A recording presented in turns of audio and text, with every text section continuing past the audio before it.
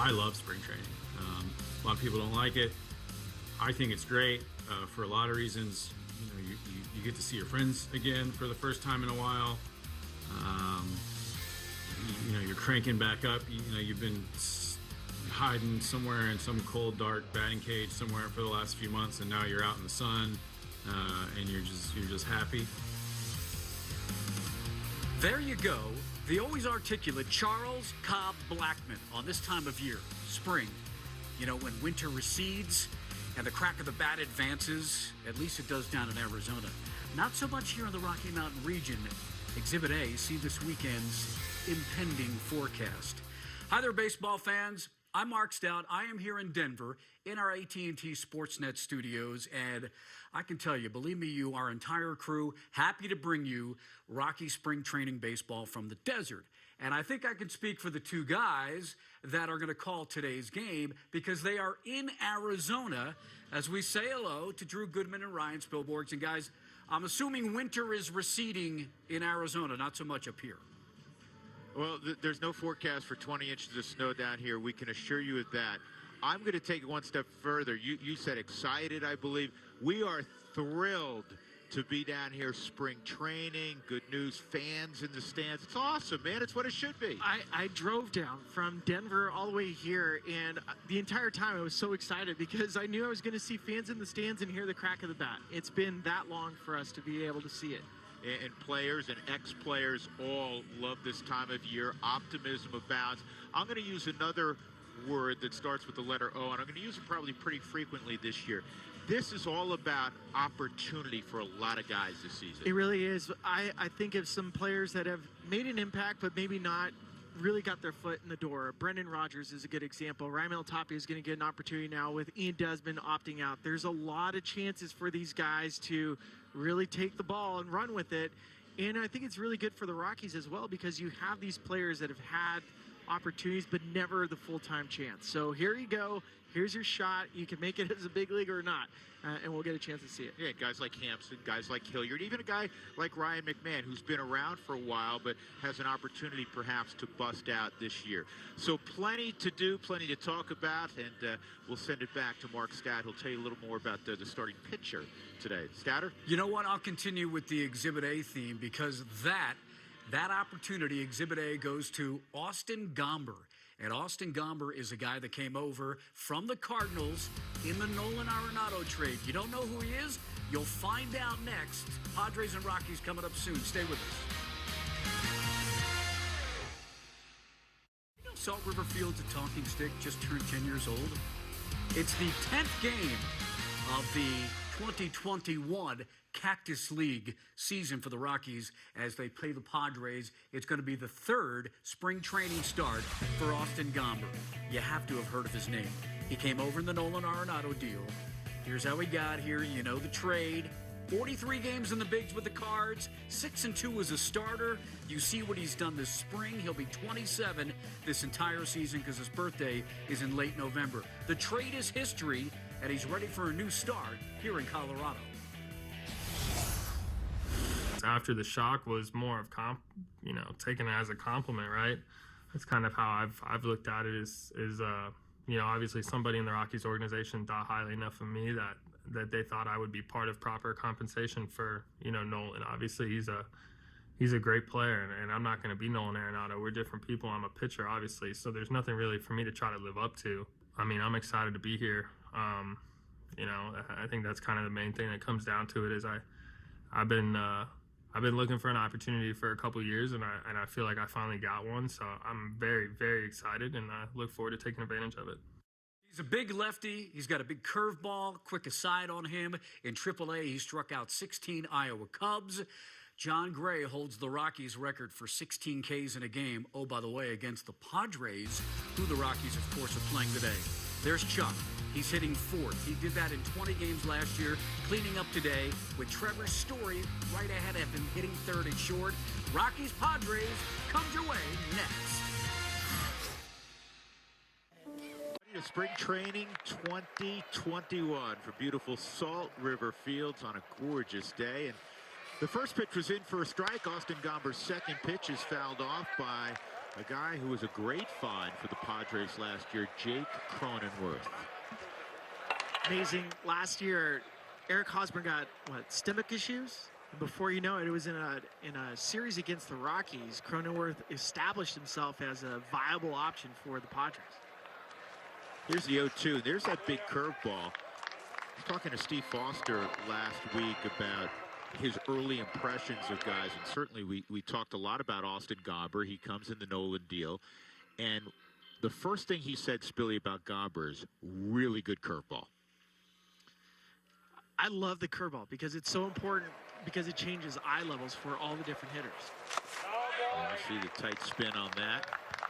Cronenworth did well. That was a chase curveball to stay off that. 1 ball, 2 strikes.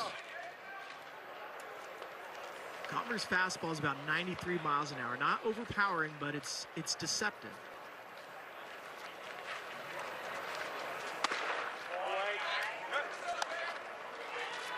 Two balls, 2 strikes. The Rockies have an infielder, Ryan McMahon, Trevor Story, Brendan Rodgers, and Greg Bird from the Grandview Star. And Cronenworth fouls it over the roof.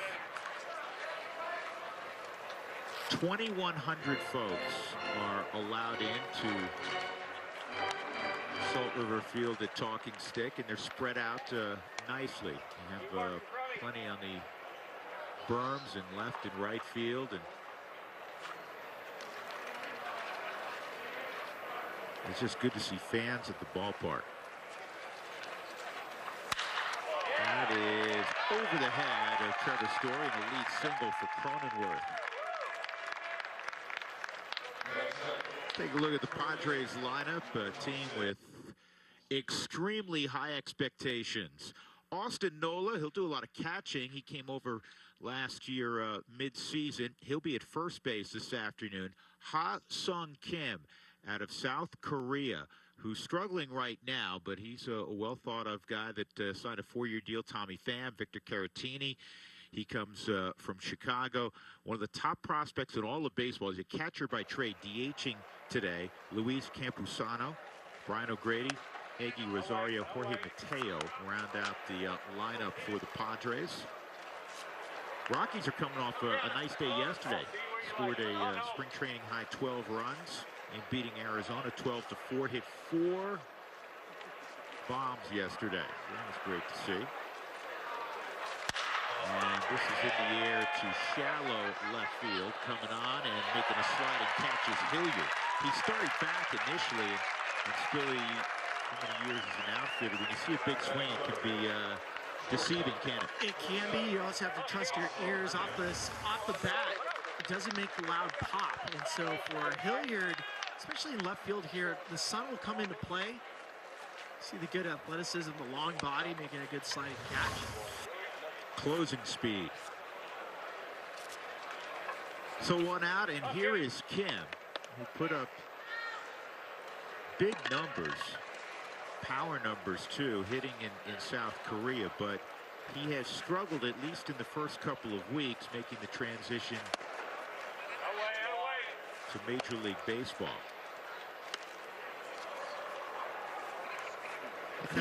Go ahead, Spilly. The Padres are excited about this signing because 4 years with a kid out of South Korea when he was 24 years old. Traditionally, when you see players from the Far East, they're older. 2-0. 133 home runs for Kim in 7 seasons in South Korea. And you start going, I remember looking at that and I said, wait a second. He was a pro when he was 17 years of age. Pretty close.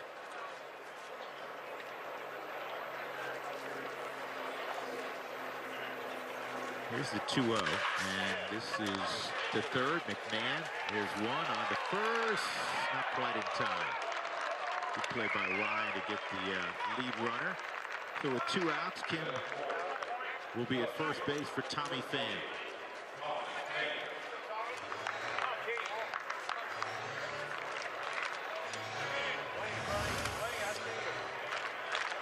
It's interesting seeing a different third baseman in purple, but Ryan McMahon has played that position well. Brendan Rodgers with a nice spin at second base.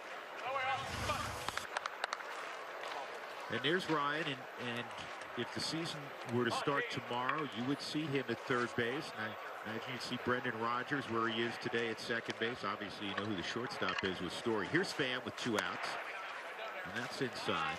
Tommy Pham told the media about a week or so ago that he's about 80% or so, but feeling much better. And I think many people know what I'm referencing. He was stabbed in the second week of October outside of an establishment, had 200 stitches in his back.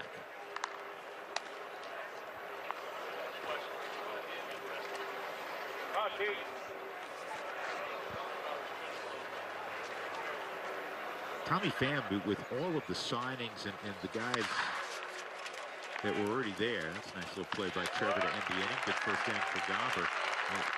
He gets lost in the shuffle. He's really talented also. We'll see the Rockies on offense when we come back. Spring training 2021. The Rockies in the bottom of the first inning. We'll have Chris Owings, Ryan McMahon, and Trevor Story, the first 3 to face the top pitching prospect in all of baseball, Mackenzie Gore. After Story, it'll be Charlie Blackmon. He'll bat cleanup. Then it's Elias Diaz in his second year in a Rockies uniform. Greg Bird, the former Grandview star. Brendan Rodgers, Sam Hilliard, and Connor Joe. And on the hill for the Padres, a 22-year-old from North Carolina. He's from a small town in North Carolina. He was the 3rd pick in the 2017 draft. And the big things are projected for Mackenzie Gore, who's Spilly, good fastball, but he can really spin it. Yeah, he's been known for throwing his curveball. He's been compared to Clayton Kershaw for years, which is such a unfortunate comparison. But I think when you have that type of skill set and people see a left-hander with a little bit of a funky motion similar to Kershaw with the curveball, you understand the comparison. Mackenzie Gore was at the alternate site last year and kind of struggled a little bit. And they feel like it may have been the fact that, you know, he's so used to playing games and competing. He was never one of those guys who was on the, you know, the big travel circuit growing up in a small town in North Carolina. And it felt like it may have gotten him out of whack a little bit with his mechanics. He misses at 94 there. 2-0 on the veteran Chris Owings. Chris Owings got hairier in the offseason. Nice beard. He's got the mini Chuck Nasty beard going. Very mini. And that skips up there, so 3-0.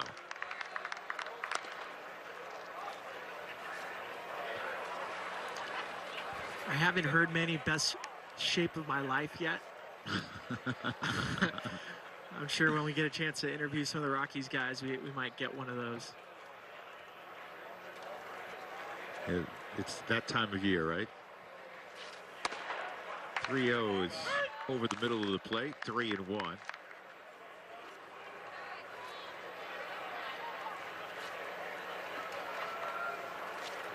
Chris missed much of the 60-game season last year, the hamstring injury, and he takes ball 4. So a leadoff walk for Owings, and that'll bring up McMahon.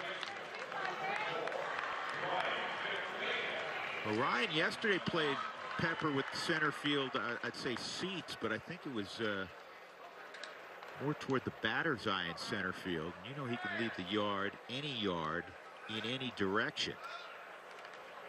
The ball he hit yesterday was in the neighborhood of 440 feet. He hit 9 home runs, Spilly, in the abbreviated season last year. The issue was, you know, low batting average, low on base percentage, higher strikeout percentage than we had seen in 2019. And I thought of all of the players in the original spring training, if you had to pick one guy who you thought was poised to just break out, everybody picked Ryan McMahon a year ago. And he probably would be a sexy pick again this year. Last year, it's so difficult to look at 60 games and say that's what the player was, because there are so many different variables that these athletes were not accustomed to. Different pitching changes, universal DH. But certainly for McMahon, because his skill set is there. we saw last year higher strikeout percentages across the league. So it wasn't just, I mean, there were players like Christian Yelich, Javi Baez, guys that had miserable seasons that were, you know, MVPs and MVP caliber players. So it's not just one player, it's many. Owings leads off first, 2 strikes on McMahon, and he got him on a slider. Good pitch, well located. 1 out.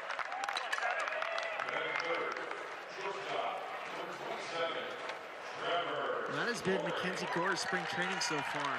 No hits off of him, strikeouts and walks.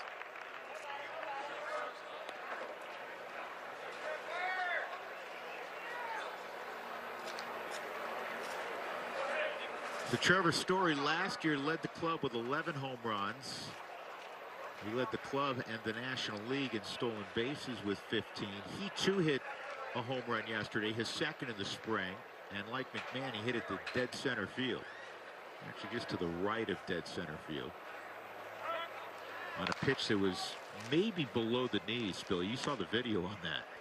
He's just so strong, it's crazy.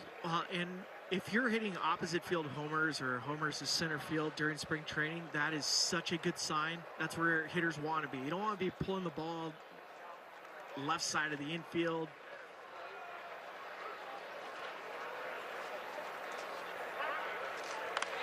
And for hitters, when you're first couple weeks, and this is the challenge, right? With spring training, 7-inning game today.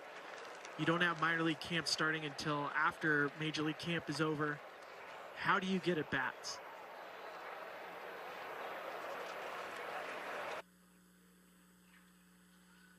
We always talk about this time of year, for each player, veteran player, like a Story, like the guy on deck, Charlie Blackmon, there's a number that I assume you guys get comfortable with, you know, 40 competitive at bats. So, you know, some guys want more. Where were you when you were I wanted playing? I wanted as many as possible because I knew I was going to sit the bench for the regular season. So spring training was my season.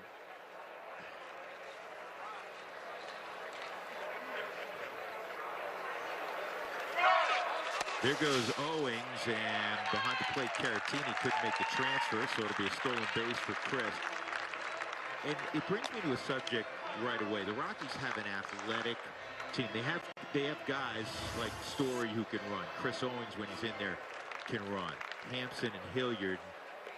There you see the transfer not made. How viable do you think it is in today's game to say, hey, we're good, maybe not like the 80s Cardinals, but I mean, can you run more frequently, I mean significantly, where you're really putting enough pressure on another team? You should be able to. And part of what makes the game unique is that it's cyclical. It comes in cycles.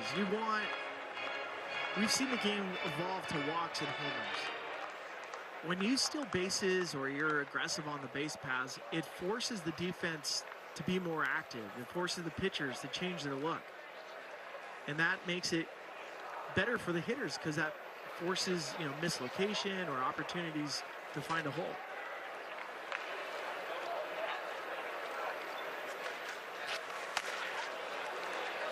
And this is at 96. It levels the count. 2-2 on Story.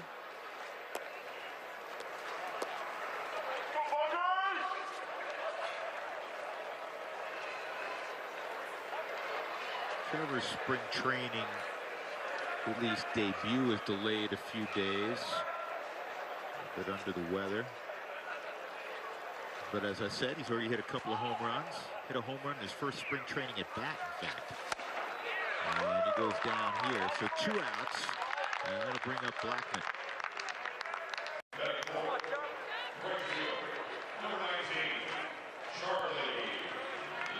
Well, you can see why Gore is so well thought of as a 22-year-old with a plus fastball, plus curveball, plus slider. It's a nice little arsenal. And he's lefty. Well, and he's effectively wild. So as a hitter, you're not looking in one location because he sprays the ball all over the strike zone, which makes it an uncomfortable at bat as well.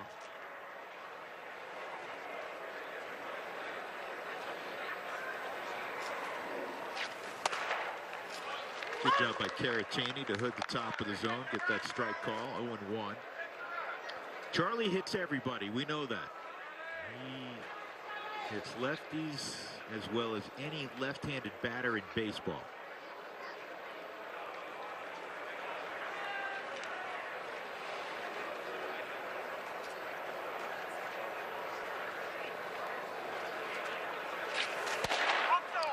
What's wild about not only this game, but I guess life itself really is how quickly time flies by, because I remember when he arrived in the big leagues. Yeah, So do I. So do you. You were playing still. Yeah. Remember he broke his foot on the triple in his hometown of Atlanta. And now he's a 34-year-old, not only veteran, but he has produced a tremendous career.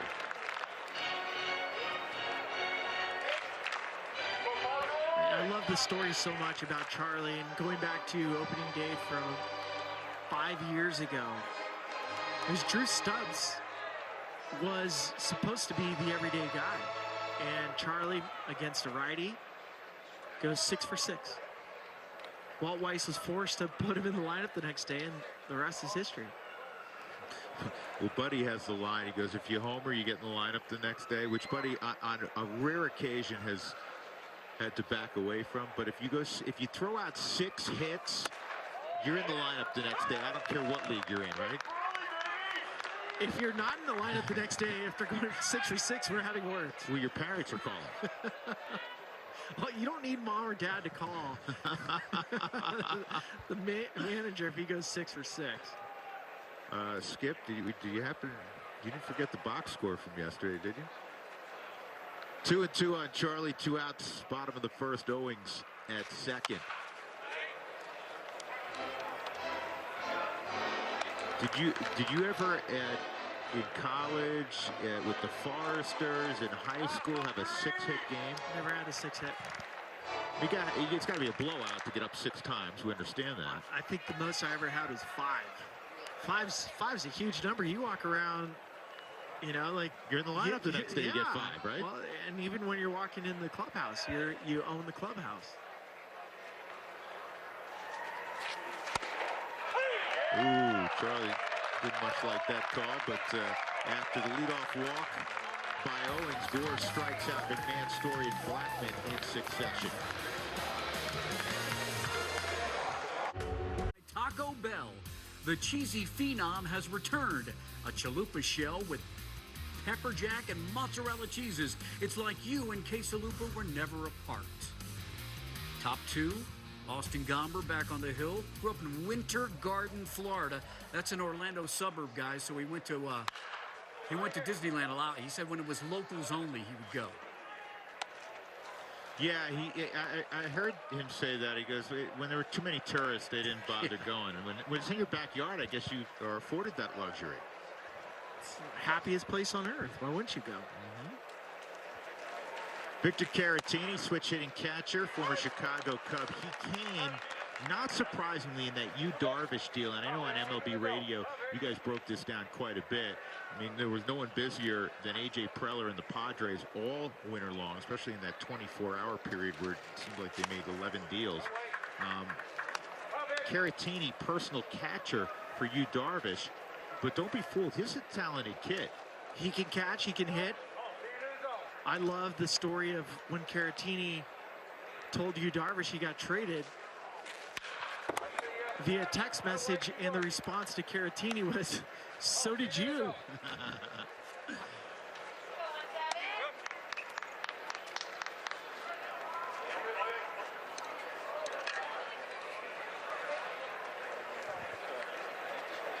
Gomber's ahead 1-2. And there's a slider, and a dandy back foot slider for a strikeout. First of the ball game for Austin Gomber.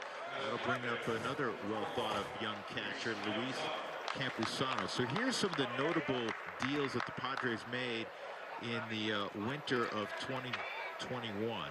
Blake Snell comes over. It was actually back in December. Darvish, we talked about. Caratini. Joe Musgrove kind of gets lost in the shuffle. Joe Musgrove headed up the Pittsburgh Pirates staff a year ago. They made a lot of moves. I mean, the Padres were the darling of the offseason in the eyes of national media. And the connection to Fernando Tatis Jr. with a 14-year contract, basically called a statue contract.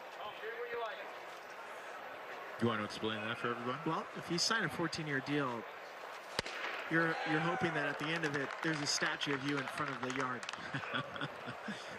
Well, somebody thinks they're going to build a statue if they're giving you a 14-year deal. Two good changeups by Gomber. We're going to have him on after his work is complete today. And he has already shown, 4 good pitches. There's the slider that struck out Caratini. Campusano, who is also a top 20 prospect in all of baseball. For his bat, more so right now than his work behind the plate. And there's a strikeout of Campusano. So back-to-back strikeouts for Austin Gomber. This is his 3rd appearance of the spring, and the first 2 went well also. I love the sharpness of the curveball, and Gomber knew it right out of his hand. Gomber last year was in 14 games for the Cardinals, 4 as a starter, 10 out of the pen, and he fashioned a 186 earned run average. And the Rockies and Gomber very much want him to be the 5th member of that rotation that would feature naturally Herman Marcus up front, Kyle Freeland, Senzatella, who's not thrown yet in a spring training game, had a little bit of a hamstring, but he's coming along, and then John Gray, who's healthy again. And that should be, words not spoken very frequently in the now 29-year history of the Rockies. That should be the strength of this club on paper, their rotation. Well, I like the various looks that the Rockies are going to have with the rotation. 2 lefties, to your point, Kyle and Gomber. You have high-end velocity with Herman and with John Gray. 1-2 to O'Grady. Got him on a fastball. What a terrific inning. 94 fans O'Grady.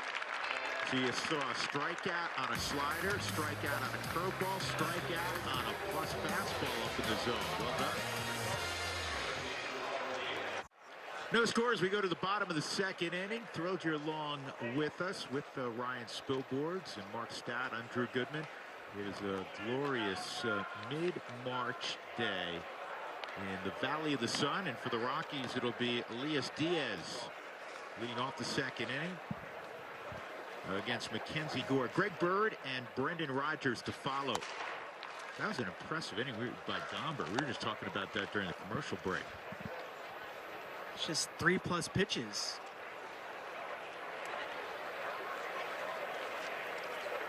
It'll be Diaz behind the plate.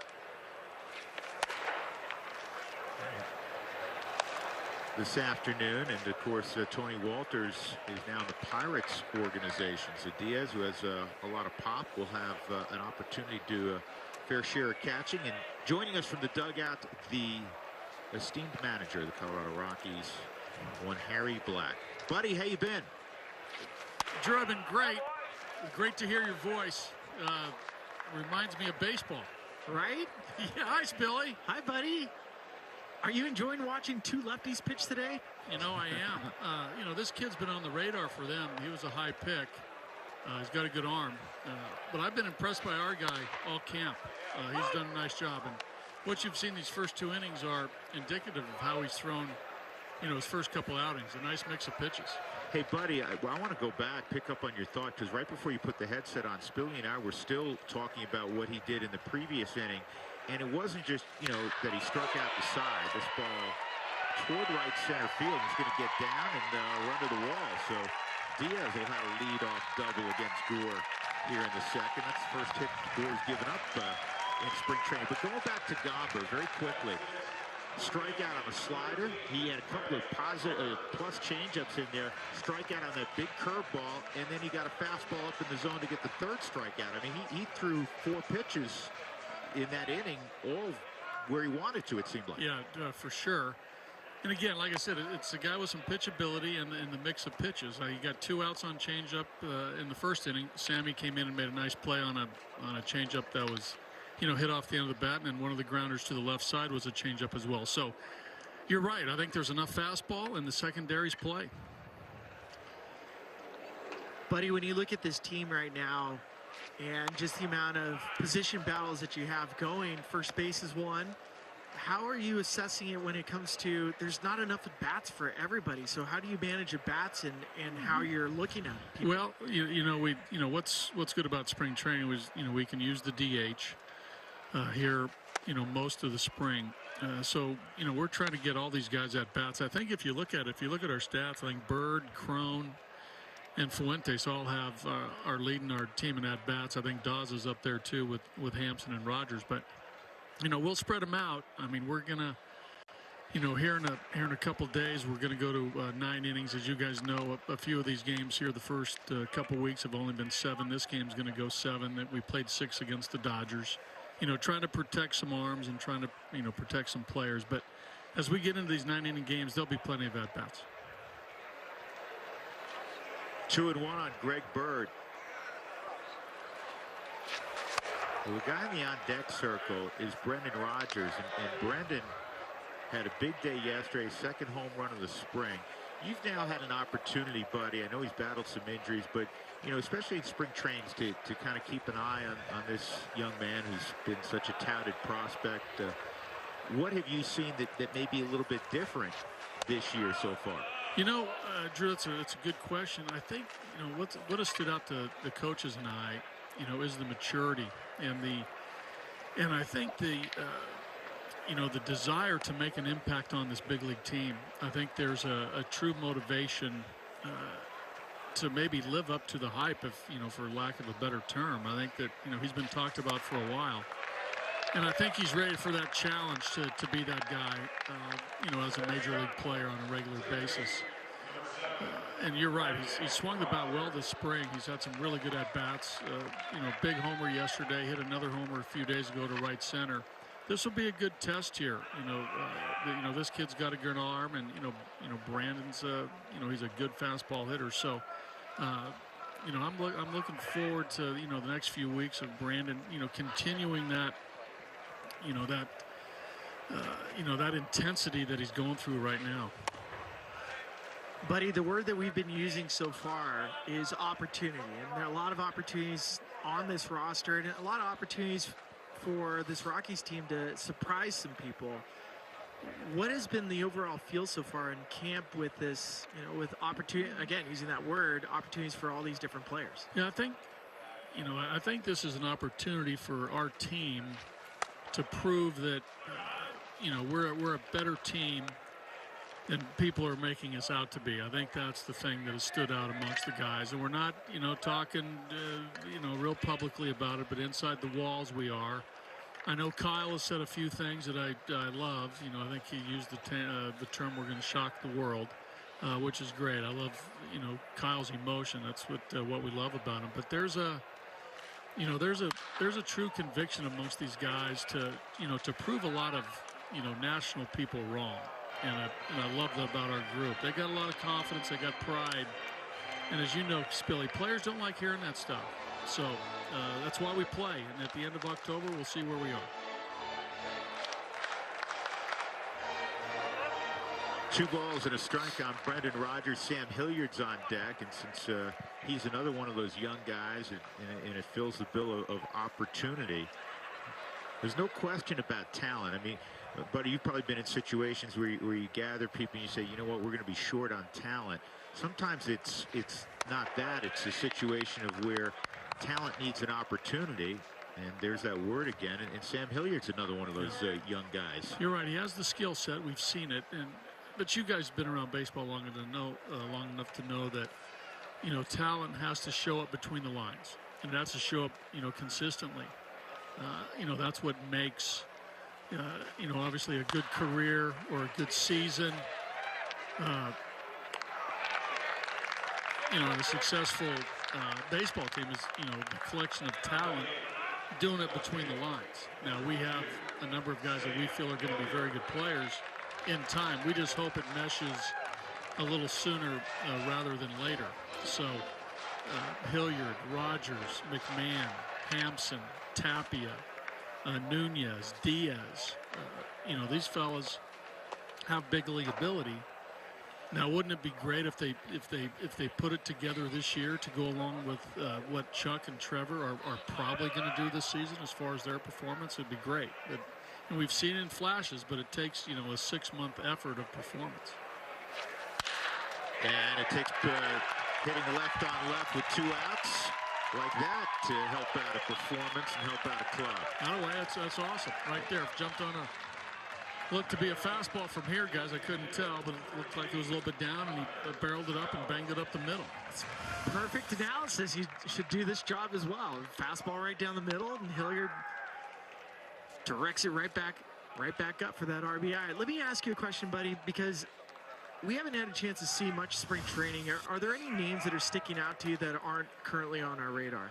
You know, a couple guys we got to keep our eye on.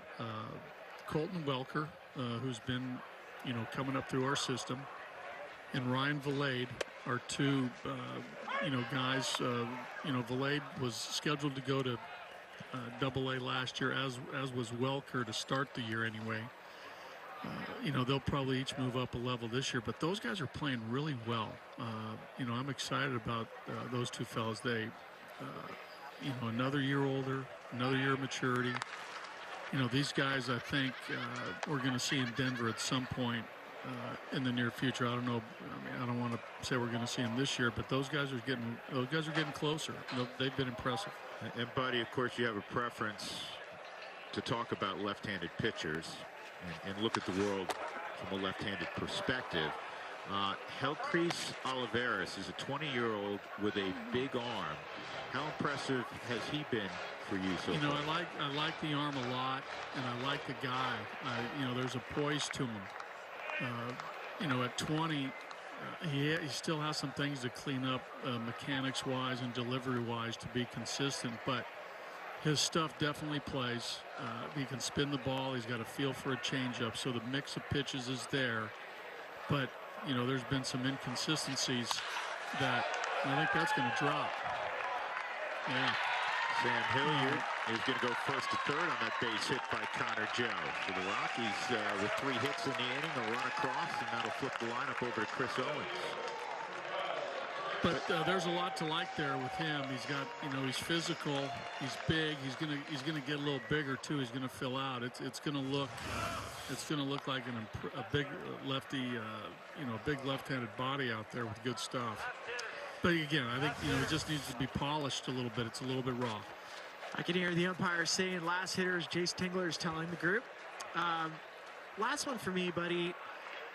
Connor Joe, you know, battling testicular cancer last year, base hit. Scott Oberg, blood clot.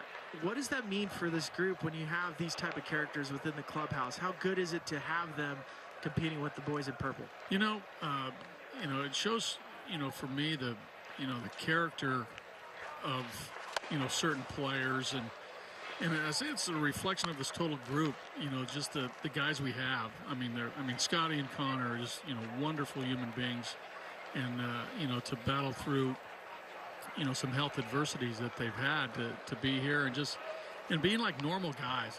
It's great, and it's just you know, just the way they go about their day just rubs off on the other guys. It's really good stuff.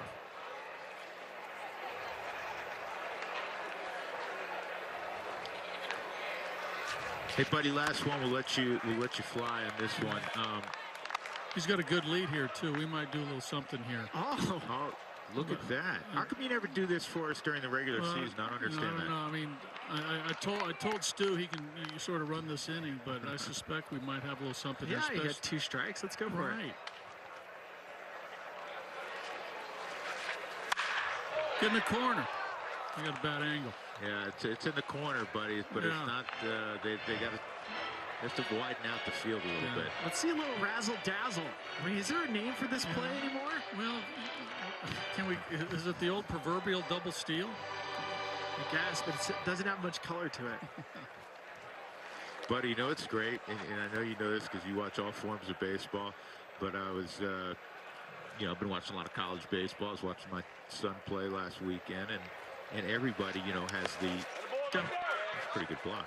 Everybody has the third base coach, manager, whatever, head coach gives the signals. Everybody looks down at their left wrist. There's a playbook there. Yeah, there is. I know that with us, our catchers, we have something going on, and our pitchers have cards. We're not, some of the things that are going on in college.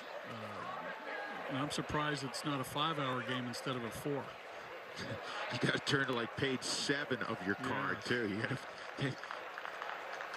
to go up your forearm. So I was going to ask you though, how excited for? I know how excited you are as you get ready to pack your bags and move to move from Southern California to spring training and then back on to Colorado. But we're even more excited this year given the fact that COVID, we see the light at the end of the tunnel, if you will. Yeah, I think that. When we got here, you could tell it was different because things are turning positive, in the world and in our country as far as the pandemic. And I think there's light at the end of the tunnel. And I think we sensed that in spring training. We're still, being extremely safe and going through a lot of guidelines and protocols and a lot of safety measures. But it's starting to feel like normal.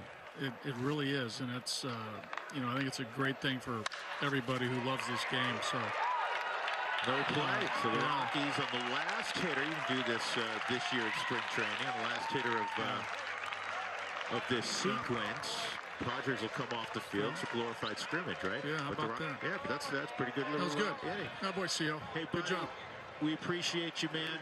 Good luck as we continue on. Yeah, look forward to seeing you guys at some point. And regardless, it's great to hear your voices, and we can do this again. See you, buddy. All right, guys. See you, Thanks. buddy.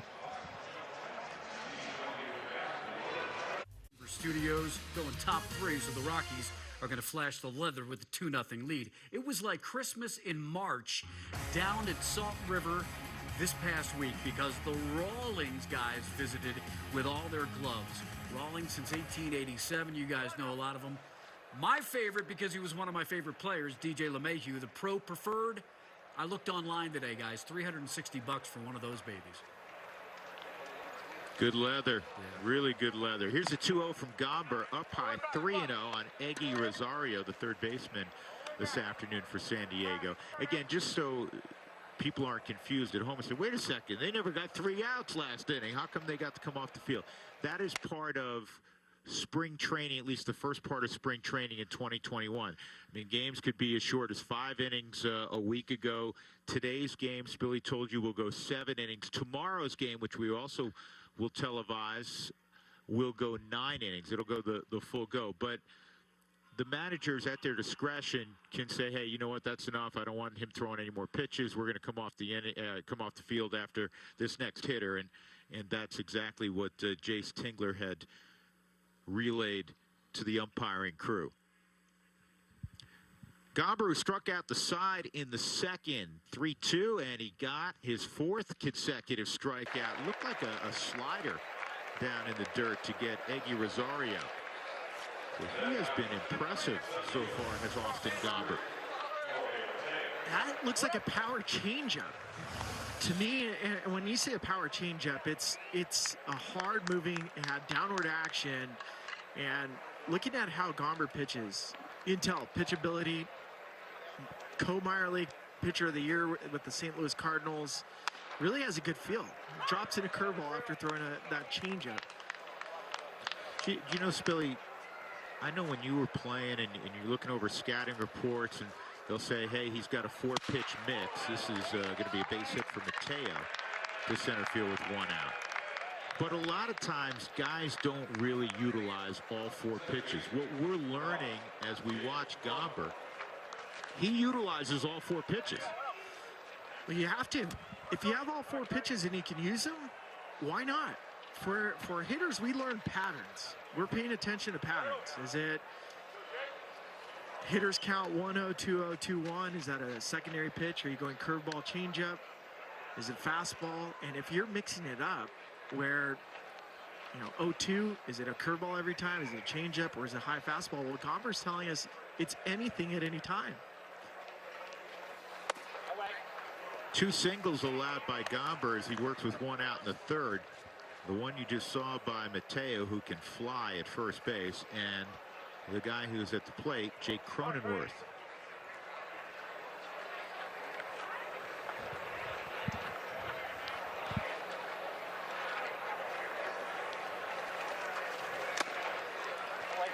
That's off the plate, 2-0. Cronenworth finished in a tie for second in the Rookie of the Year voting with Alec Baum from Philadelphia. Rookie of the Year award went to that young man Devin Williams with Milwaukee, who had an extraordinary year, and that may have been a poor decision by Greg Bird, because off the bat, the way Mateo runs, there was only going to be one play. So it's going to work as an infield hit. Well, the Rockies have not been clean on defense so far this spring training, and you're right. I mean, off the bat, it's not hit well. There's no real reason to try to even get the lead runner. That's an easy flip to Gomber to get the out. Now you have first and second, nobody out on a ball that should not have been, you should have recorded an out on it.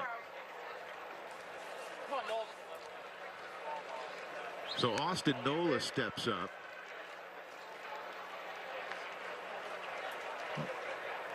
One of the terms that has become in vogue the last few years in baseball, and I think just about every organization pays attention to this. Mateo takes off for third. Diaz, great throw. Right on the bag as he cuts down Mateo. Well, last year, remember, we talked about, and he played a little bit more later in the summer, did Diaz, because he had the pop. He has a strong arm. He reminds me so much of Miguel Olivo from a couple years ago at the Colorado Rockies. Great arm, could run.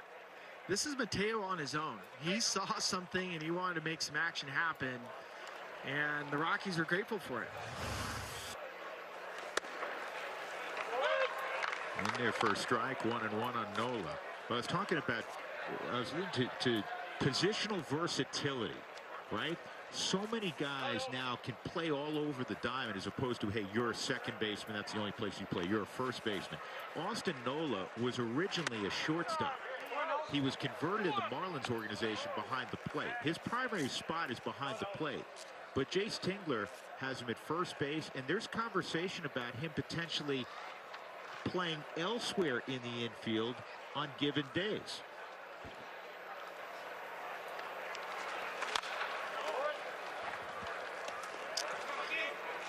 The Passport is a new ticket package for 2021. Don't worry about a set plan or a set number of seats. Reserve discounted tickets when it fits your schedule. Go to Rockies.com/tickets for more details.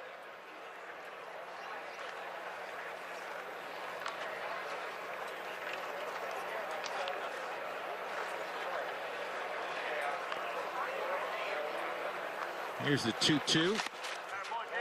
Good block.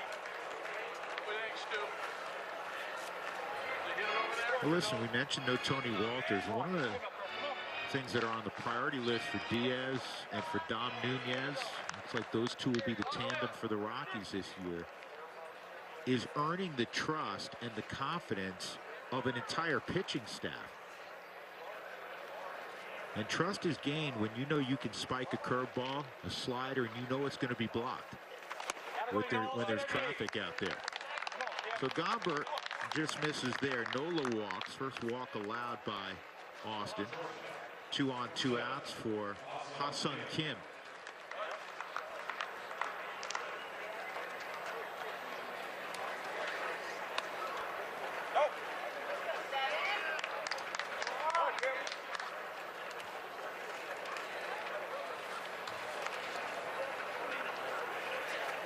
Pitchers are particular. about what they want behind the plate, sometimes who they throw to. You've seen really throughout the history of the game, sometimes, you know, some of the elite pitchers have personal catchers. You better be elite to have your own guy, right? and take that away from the manager. Say, nope, I'm pitching today, therefore Spilly's catching. When the manager wanted nothing to do with Spilly catching. No, do not let him catch.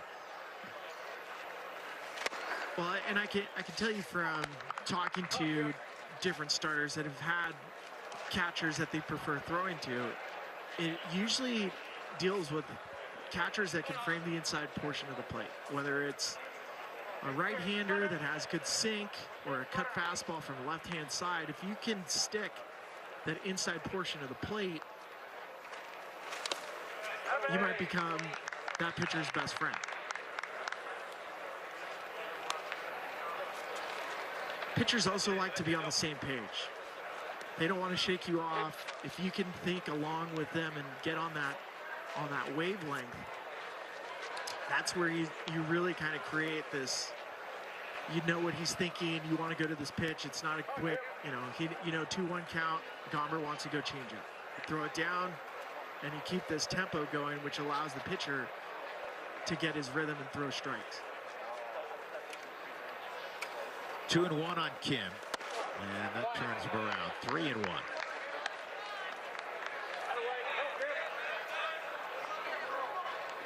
You heard Buddy talking about how impressed he's been with Gomber, and even though you're aware in terms of looking at video and looking at numbers of what a guy is in another organization, you don't fully know. Just like I would assume when you were playing, when somebody came over and you were aware of him in another uniform, you don't really know until you're around him every day. You watch his work habits, you watch how they perform, correct? It takes time. I mean, you got a new teammate, you don't know what works for him yet. And this is the first time for Gomber in spring training that he's passed 2 innings, so 51 pitches, this is so far getting past the threshold, and you're not sure what he looks like even at this point. Runners will be going 3-2 on Ha-Seong Kim, and that misses upstairs. Ball 4.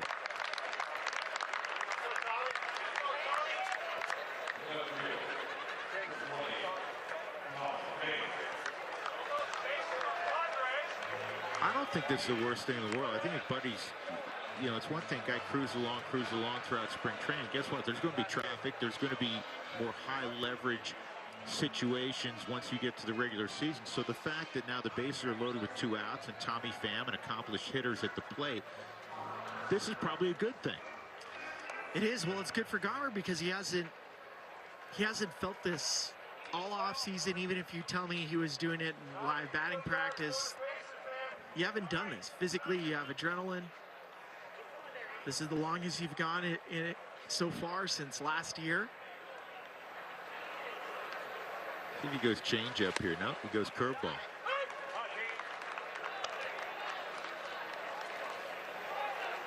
And that's a yacker, man. That is significant break on his curveball.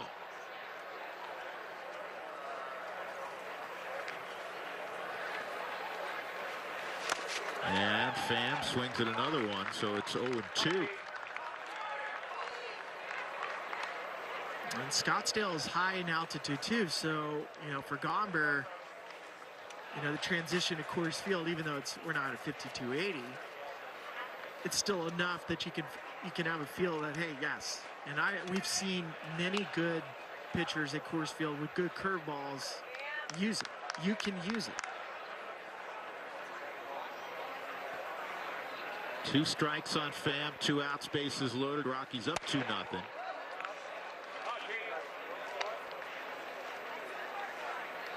Utilized that pitch to strike out Brian O'Grady, a fastball up in the zone.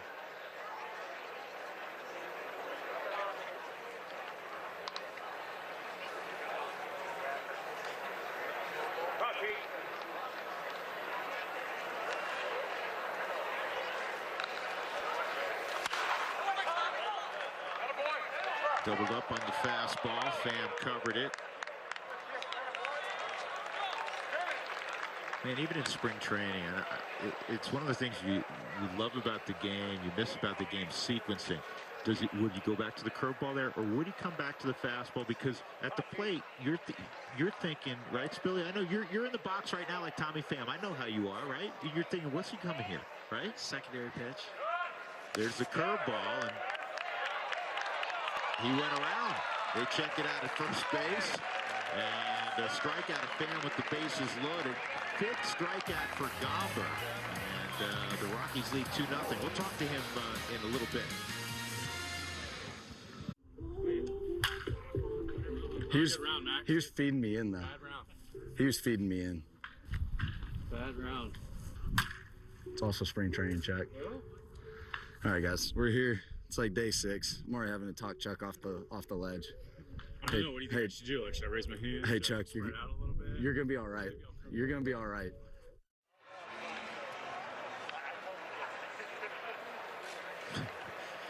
Isn't that funny? I'm telling you, every major league player, when they show up to spring training, they are fearful that they forgot how to hit in the offseason. It's every single guy. I just laugh at it because a year ago, as Ryan McMahon steps in, and the first pitch is in there for a strike from Golden's own Mark Melanson, who was picked up in the offseason to compete for that 9th inning job for the Padres. Remember Charlie last year through 17 games was hitting 500? I mean, who does that? Charlie. Yeah, here's one of the real good guys in baseball. He's put together really good numbers throughout his career. Love to see Coloradans doing well.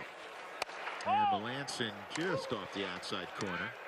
1 ball, 2 strikes on McMahon. Ryan struck out against Mackenzie Gore in the first inning. Gore would finish with 4 strikeouts, but the Rockies got after him in the second, produced a couple of runs. Had 4 hits in the second. And this is grabbed by Cronenworth, and he's going to get Mack at first base. 1 gone. I'll bring up Trevor.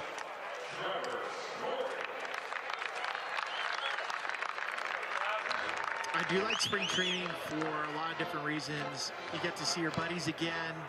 You get to see how they look. You know, how well was your off season? You also get to see if they're wearing new shoes. And for Trevor, he's got these bright white kicks that I think is probably the envy of many of his teammates. Those are cool. He's a shoe guy.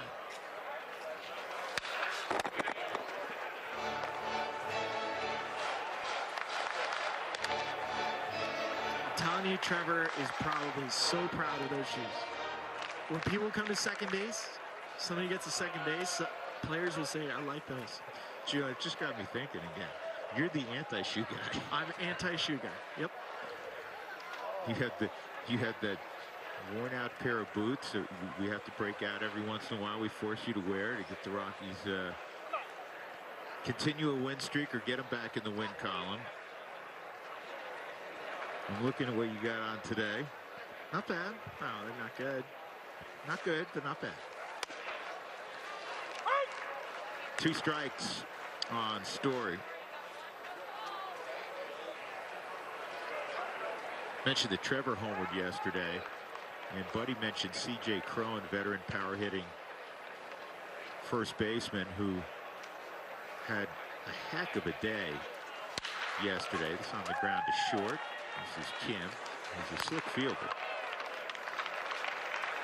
And Cron, who I'm sure we'll see tomorrow on our broadcast, 2 doubles and a bomb. One of the doubles, Spilly, came off the bat at almost 116 miles an hour.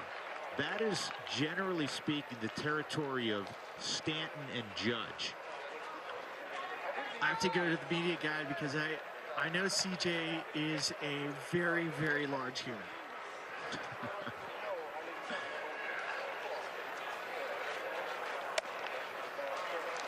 They have CJ listed at 6'4", 240 pounds. I'm going to throw the red flag and say he's bigger. taller and bigger than that. He's one of those folks you want getting off the bus first. Yeah. Well, it was like the Yankees when we saw them, what, 2 years ago? Look like a football team. Jeez. They legitimately look like a football team. That is through the left side. Base hit for Chuck. Stopped the game. First career hit. He remembers how to hit. He's never a concern for his teammates. It's a cutter on the outside portion of the plate. Charlie has such great awareness of how the infield's set up. He could see that Kim was shaded straight up the middle, and he can use his bat. I mean, like, people have complained, you know, you hear the fans, well, guys don't know how to control the bat anymore. There's plenty of guys that control the bat and the barrel and can do and manipulate the ball where they want it. Diaz doubled to deep right center his first time.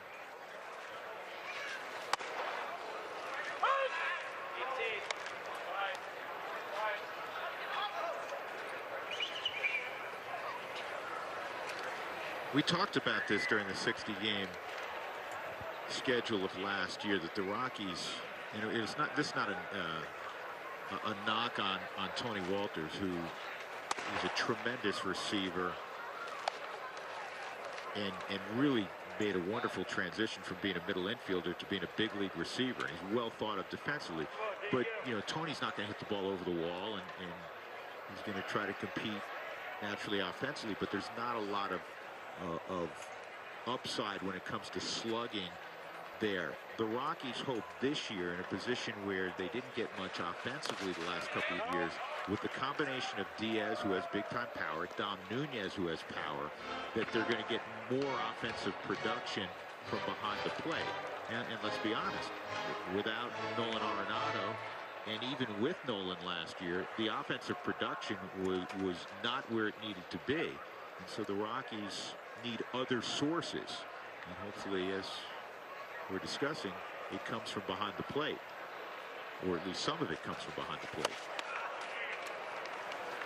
That's a healthy swing. Well, my opinion, now that you get back to National League style play, having a hitting catcher is paramount, because the pitcher's back to hitting, which I don't want to see.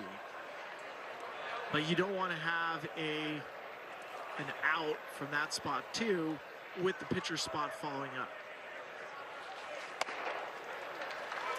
But the catcher's position, first and foremost, it's a defensive position. It is, your job is to call a good game and control the tempo of the game. That's your job. Anything you do offensively is a plus.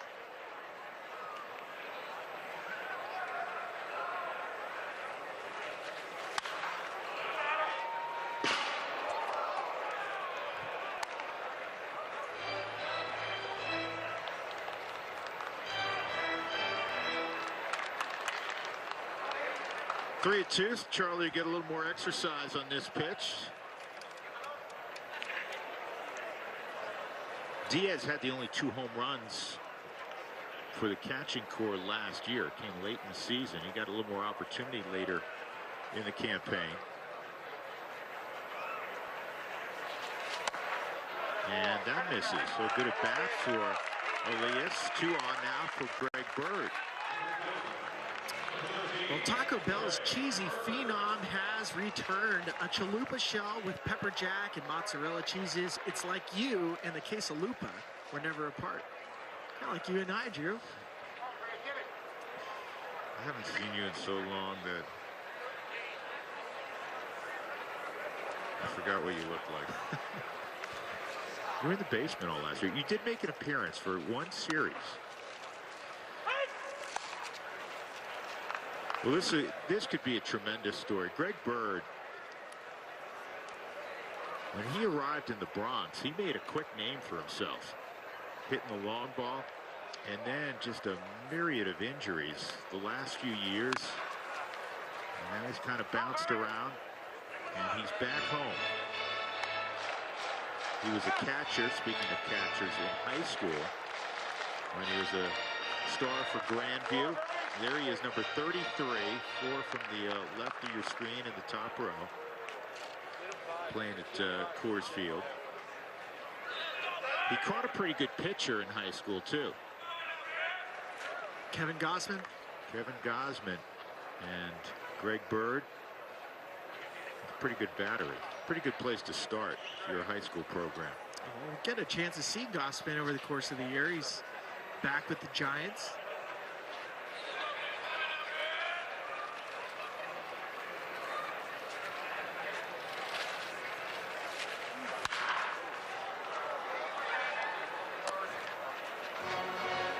You heard Buddy Black mention that Bird's had a number of at-bats so far. Crone's had a number of at-bats. Josh Fuentes, who's had a number of at-bats. 3 guys that are primary first baseman. I don't know if that's fair to Josh Fuentes, because Josh can play third. He can go to the outfield.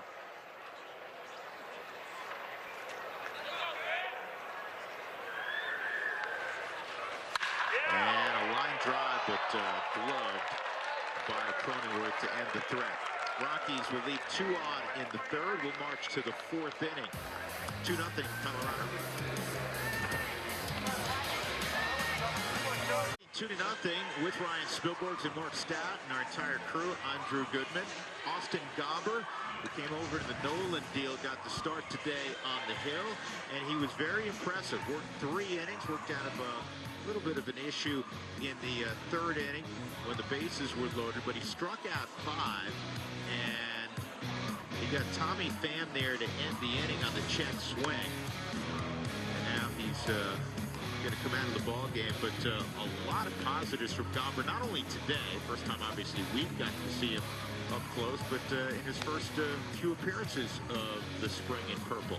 Yeah, we heard Bud Black wax poetic about Gomber and what he's seen so far, and for us to get an opportunity to see it, lay our eyes on him for the first time, as advertised.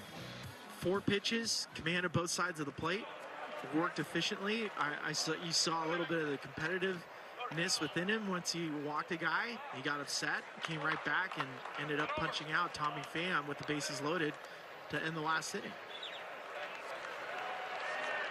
So Justin Lawrence will take over. Victor Caratini, the switch-hitting catcher, will be first up for the Padres, and then it's Campusano and O'Grady.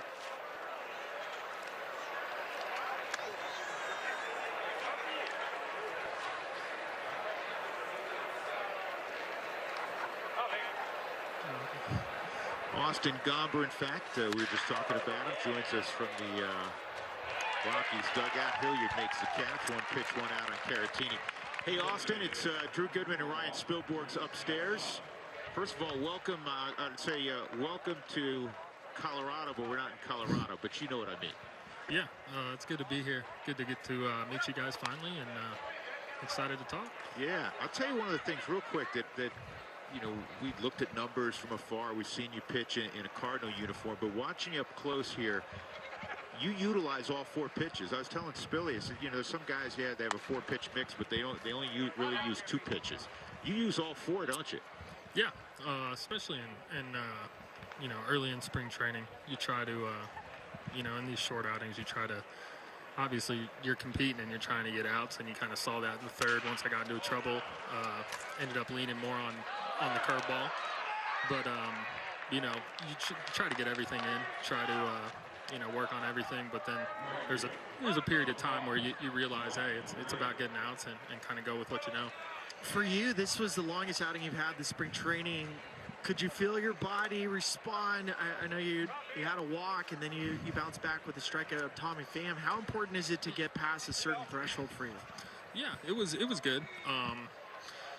You know, to be able to kind of work in a little bit of a trouble today. I mean, obviously I'd like to keep guys off base, but you know, it's good to get out there, get into a tight spot, put my back against the wall, and see where you're at. You know, we were able to get out of it. You know, so get the rest of the work in the rest of the week and look forward to our next time out. When you first heard about the trade, we'd be remiss if we didn't ask you, what was your initial reaction? I mean, I was a little surprised, to be honest, just because of the timing of it. It was a little bit late. You don't typically see deals happen that late, but and then it was a little bit of excitement. You know, I felt like it was a good opportunity for me personally. I felt like I was going to get an opportunity here to really showcase what I could do as a starting pitcher, and you know, so I'm excited. And spring's gone well so far. The people are great. It's been better than I could ever have dreamed of. When you're looking at the rotation so far, and I'm sure it's getting up close with Kyle Freeland and Antonio Senzatella and Herman, what has been your overall sense so far of acclimating yourself with this starting group? I'll tell you what, my first impression of these guys is we got a better rotation than people get it credit for. Marquez is one of the best pitchers in the National League. Freeland's obviously documented what he's done, and he was unbelievable his last time out. I saw John Gray throw in the B game yesterday. He looked really good. And obviously Senza's coming off a career year. So, you know, I'm just trying to win that job and kind of just, you know, get in there and do what everybody else is doing. I think it's been these guys are, you know, proven at the major league level, and they've had success. And so I'm excited to be a part of it. Have you noticed, you know, throughout that clubhouse, obviously Kyle Freeland's pretty outspoken that, you know, the Rockies 2017 players, 2018 dead heat with the Dodgers at the end of 162, and then the last couple of years have been down years, and all the prognosticators don't have the Rockies doing particularly well. It seems like, to a man, especially the veteran guys, that they're utilizing that as fuel. Have you sensed that being one of the new guys? Yeah, I mean, I definitely sense that. I sense there's an urgency, especially with the veteran guys, trying to relay that to the younger guys that, you know, it doesn't really matter what the writers say. We got to go out there and we got to play 162 games, and anybody can win. You know, it's a long season. Anybody that's been through it before understands that, you know, it's great for people to recognize you in spring training, but you got to go out there and you got to do it consistently day in, day out for 6 months. You know, we got a lot of guys here that have been able to do that, and we got a lot of guys that are ready to prove that they can do that. And I think when you get that mix, you know, it's going to be exciting. How much are you looking forward to pitching at Coors Field, knowing, you know, what Coors Field can be for pitchers? I'm really looking forward to it. I'm looking forward to the challenge. You know, I think guys have had success there in the past. Guys are going to have success there in the future. I think there's a lot, you know, made of the atmosphere there, which, you know, obviously there's something to be said about it, but I think, you know, if I go in there and I do what I'm capable of doing, I don't think the field, you know, is really going to affect it much. Okay, so when you came over, was there one guy, you know, because listen, we're all fans of the game too, was there one guy you were really looking forward to meeting? I mean, were you really looking forward to meeting Blackman, for instance, or was there one guy that stood out? Yeah, actually, right when I got traded, I reached out to Free. You know, I think we do some things quite similar. Obviously, he's had, you know, Cy Young type season at the major league level. He's had the year that I strive to have, so I felt like I could learn a lot from him, learn a lot from his experience pitching in Coors. He grew up in Denver too, so he's been doing it his whole life. So I felt like there was nobody really to get, you know, better information when it comes to the adjustments that are going to be made than, you know, the hometown kid that's had success. How's your golf game? Because that's one way to his heart. Not good enough. Not good enough. I found that out. We played probably a week and a half ago, and I got some work to do. For sure. That, or you can march around. Do you have some dogs you can march around with, you know, that can make friends with Free's dogs? Yeah, I got a German Shepherd. Okay. There you go. So, yeah, I mean, it's been good, man. All the people over here have been awesome. Very welcoming. Obviously, you never know how it's going to go when you're part of a, you know, a trade for a franchise icon. So my expectations were just coming in here and, you know, just trying to learn everything that they do. You know, I've been with one organization my whole career, and everybody does things so differently, and, you know, everything had become second nature when it comes to bunt plays and, you know, what we wear and what time we do things. And so it's just been a complete, you know, awakening of just changing everything I know. But at the same time, you know, giving feedback and giving opinions on, you know, things that I've learned throughout the time, and just trying to mesh together to, you know, be the best team we can be. Before we let you go, I'll ask you, growing up in the Orlando area, did you play another sport? No. I mean, when I was younger, messed around with a couple other sports, but once you get to high school, when it comes to football down there in the South, if you ain't serious about it, you better get off the field. We heard that you went to, you go to Disney World on Locals Day. What's your favorite attraction there? My favorite attraction at Disney, honestly, when I was in high school, me and my buddies used to go out there and we would play putt-putt golf because they got some amazing putt-putt golf courses out there, and we would play each other for like $20 and put a pot together and win it. So that's kind of what the local people do at Disney. The people from out of state come to see Mickey, and we're out there, putt-putt golfing. Maybe that's how you beat Freeland at golf, is you taking putt-putting. Yeah. That's probably right. Hey, Austin, listen, we really appreciate it. Great job today as you build up and get ready for the opener. It's only a few weeks away, but it was fun to watch you work, and we look forward to getting to know you even better. Thank you. Appreciate you guys having me on. You betcha. Talk Take to you care, guys man. soon. Stay well. Back-to-back walks by Justin Lawrence. Lawrence is a guy with a big arm. He's from Panama originally.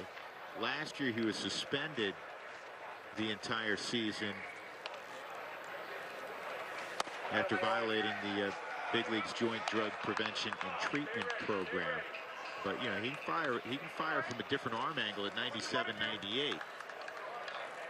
It's a heavy velocity, but as we're watching it, the arm angle can create some problems here, mechanics on being able to repeat delivery.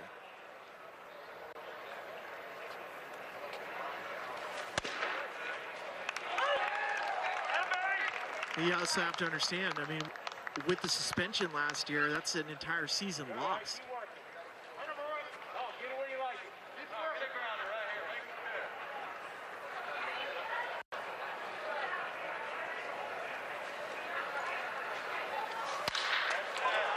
This will get him out of the inning. He'll force out. So the Rockies continue to lead 2-0. Thanks again to Austin Gomber, who had a terrific day, for joining us. April 1st through the 4th against the Los Angeles Dodgers. Fans in attendance will receive a 2021 magnet schedule courtesy of Aero Electronics while supplies last. Cannot wait, Drew, for opening day. No, I can wait. Here's why. Because I'm really enjoying the first day of March and you can in use Scottsdale. And you can use the sun, because just like you, my skin is very We're pasty white. We could use some color. Yes. Brendan Rodgers against the veteran Craig Stammen. Dougie's not with us down here, and I assume Dougie's watching back at home, so we will do the obligatory mention that Craig Stammen went to the University of Denver. Okay. And he's got a fastball on the outside. Third of the plate for a strike. Rodgers grounded second his first time up. Came into the ball game 5 out of 15 so far in spring training, including a couple of home runs. 1 ball, 1 strike.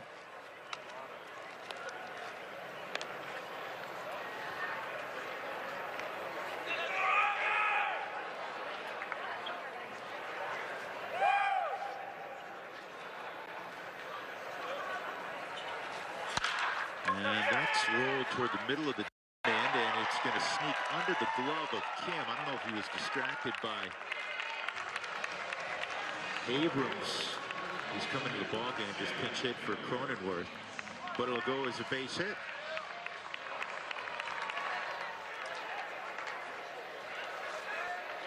Let's check in back in Denver with Mark Stout. Mark? All right, Drew. Hey, with Sam Hilliard coming to bat, we want to let you know about Lou Gehrig Day happening this year on June 2nd, because Sam's dad, Jim, has ALS. He got that in March of 2008. This is going to be a big legendary day around baseball, honoring Lou Gehrig, ALS awareness, and it's interesting because it's on June 2nd, which was the day that Lou took over for Wally Pipp in 1925, and then coincidentally the day of his death in 1941. And I know you guys know a little bit more about Sam and his dad. Yeah, it's obviously very close part, Dad, who was former linebacker at the University of Texas, a surgeon, as he has battled ALS. You see the great speed that you would not think, we always say this, you would not think a guy of his size can run like that. I mean, he's 6'5" and close to 240 pounds.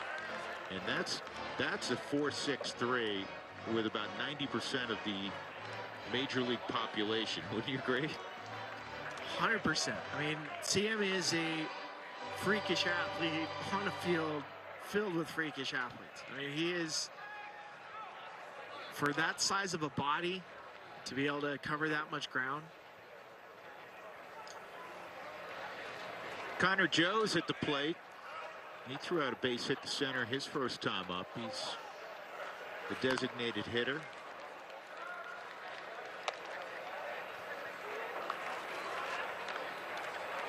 Connor out last year recovering from testicular cancer. So his story is a great one as well. And in the case of Connor Joe, Spill, he's a former #1 pick. Spent time in the Pirates organization. Last year was with the Dodgers before shutdown, and that's when he found the diagnosis.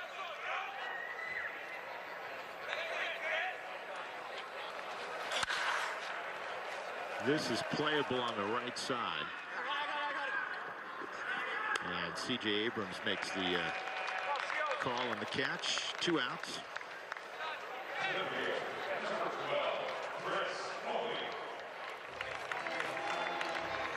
Well, we know the season's going to be different in comparison to last year. 60 games last year, 162 games again this year.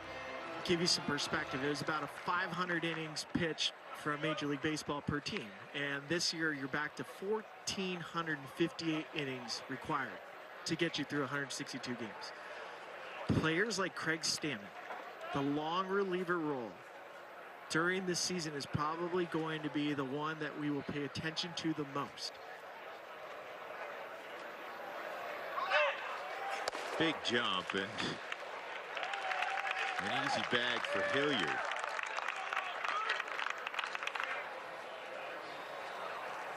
And we go back to something we visited upon earlier in the ball game. We will quite a bit throughout the season. The Rockies have a team that should steal a number of bags, which, you know, you don't want useless stolen bases or cosmetic stolen bases, but can it help you, you know, legitimately produce more offense and help you win some ball games, as opposed to you're sitting around waiting for somebody to hit the old Earl Weaver 3-run home run? Because the Rockies lineup is going to hopefully have some more pop than it had a year ago, even though Nolan's not there, and that's with the maturation of some of younger players. But, you know, they're not going to be confused with the 27 Yankees, so you have to score runs in other ways.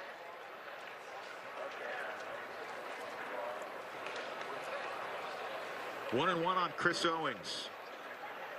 Single and a walk.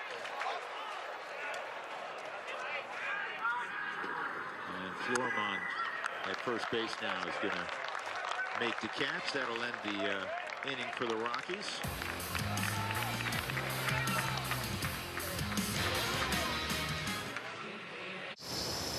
Ahoy there! Buy steel. Find your steel dealer at steeldealers.com. We head back to the desert. Philip Deal is on the hill. Drew, I know this is up your alley. I was looking up some stuff about Philip Deal. I didn't realize he went to Archbishop Moeller in Cincinnati, that famous high school. Cincinnati Moeller, which has turned out a million great athletes, or somewhere in that neighborhood. Yeah. And Philip Deal getting an opportunity, trying to win a job on the left side. Now, he's got some big league time a year ago with the Rockies, came over from the Yankees a year ago. One of the guys he's competing with, we won't see today, probably tomorrow, is Ben Bowden. He's a former high pick for the Rockies who's battled some injuries. But, you know, Philip Deal's not going to overwhelm you with velocity. He's, you know, he's crafty, right? We always say that about left-handers. And that's why You know, Craig Stammen for the Padres, huge piece for them. It bridges those innings when you don't have a starter going beyond 5. This essentially could be Deal's role too, is can you navigate 2-3 innings, especially early in the season when you're looking at the starters maybe go 5 or 6. You're going to have to get creative to get innings pitched this year.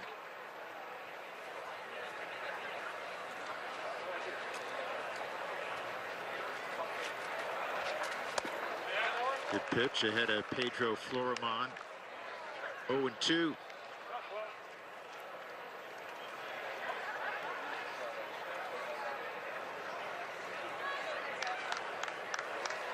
Padres last year in the truncated season won 37 games, and they, though they were competitive, they were swept by the Dodgers. When they lost Mike Clevenger, that ultimately underwent all-season Tommy John surgery. They ended a 13-year drought, not going to the postseason a few months back. And they are picked by virtually everyone to be one of the elite teams in baseball this year. And number 1 still is a team that's defending world champs that also reside in the NL West, of course, the Dodgers. 2-2.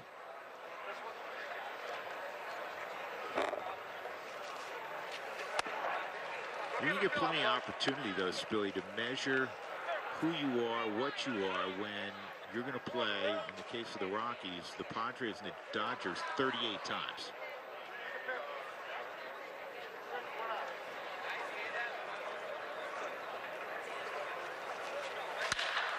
That's a base hit the other way for Florimon.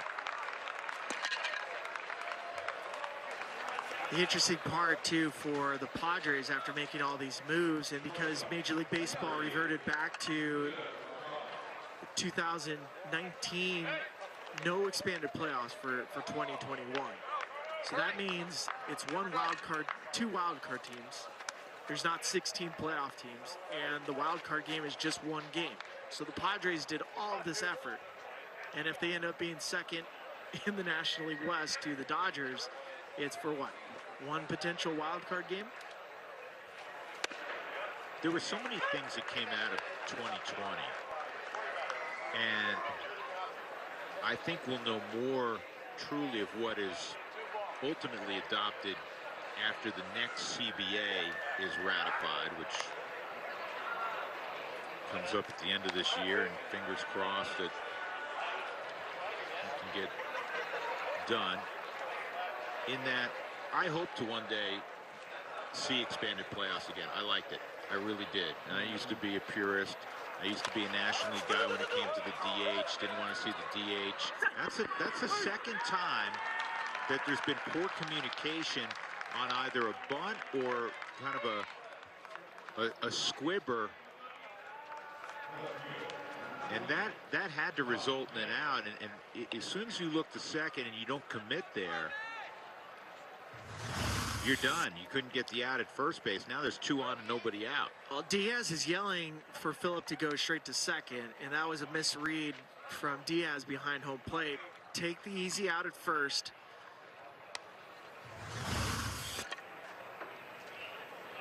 And those are the issues at the Rockies if you can nip those in the bud, because you cannot offer extra outs to any teams. Tommy Pham at the plate with 2 on and nobody out. But that's what spring training's for. I mean, spring training tomorrow, I might as well just walk up into spring training facility for the Rockies and write on the board PFPs and bunt defense work tomorrow morning.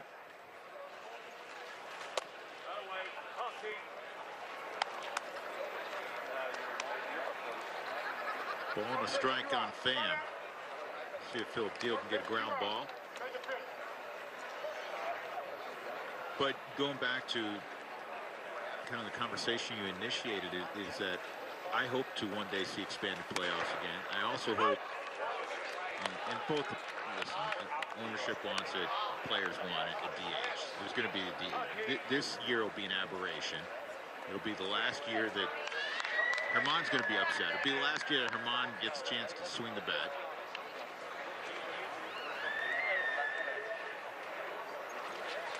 Some of the other rules, though, will be really interesting to see if they go forward, such as the California tiebreaker rule. Not opposed to it. And I think a lot of managers, as crazy as it sounds, a lot of managers enjoyed it. It grew on Buddy. Talk to him about it. A lot of managers liked the extra innings. It was an opportunity to get the game going. There was some excitement. There was some real strategy involved. There's legit strategy. Corey Sullivan and I, we believe he should walk the first batter and set it up first and second, nobody out, just like this situation, because it's a double play ball. And that's what I mean. There's a lot of, do you have plus speed at second? Do you make a move so you can produce plus speed at second?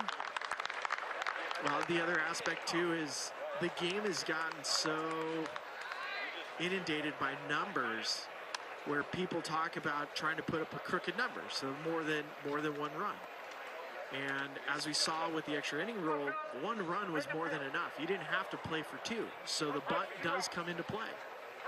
And if you're on the road, or if you're at home playing for multiple runs, if you're the visiting team and you're in Anaheim and you're extra innings and you have your runner at second, are you playing for multiple runs, which is what the argument is to hit? And the answer for some organizations is no, just get the run. Do your best to get one.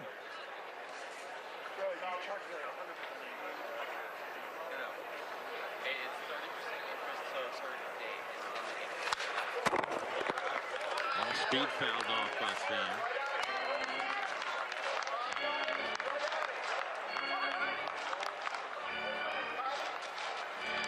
The one that still raises an eyebrow, I think, with a lot of managers, three batter minimum. The three batter minimum. That can go in the trash.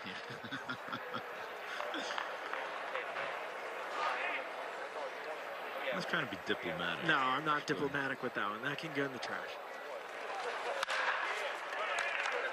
There's one, and there is two.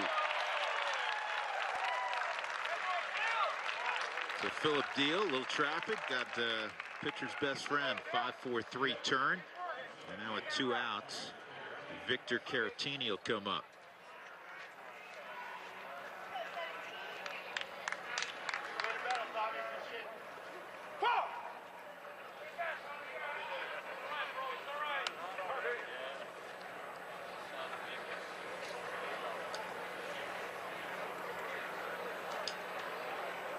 Strikeout and a fly ball to left field for Caratini. Rockies have the only 2 runs of the game.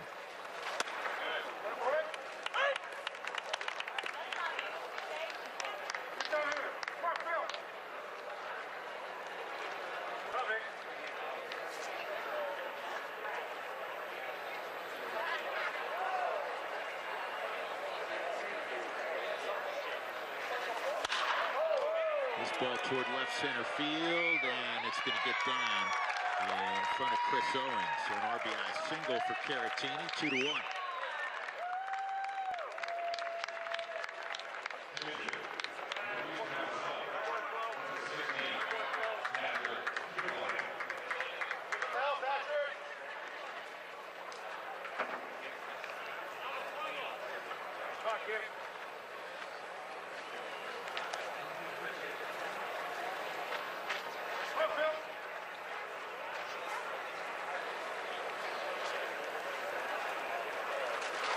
Patrick Kiblahan is going to get his first at bat of the ball game. Luis Campusano was hitting in the 6th spot prior. He had gone 1 for 2.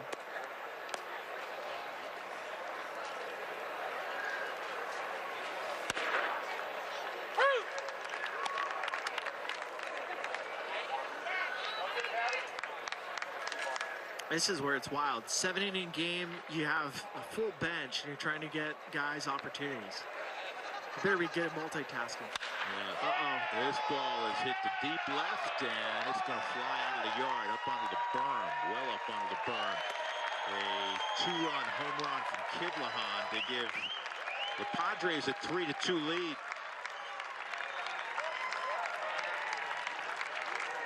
Behind in the count.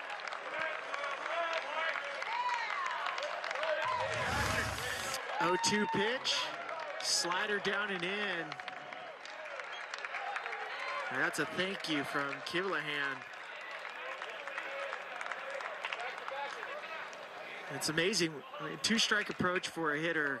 Usually you're just trying to put the barrel on the ball.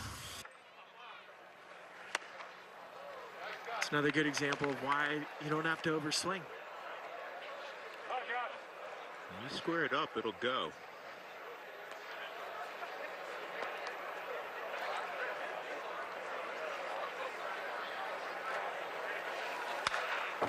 This is Joshua Mears.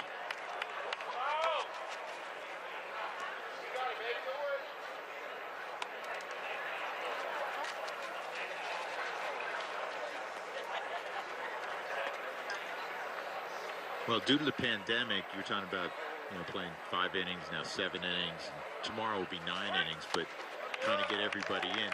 Rosters are smaller than they normally would be for spring training. So a 3-run inning for the Padres, and they have a 3-2 lead. Rockies come up in the bottom of the 5th.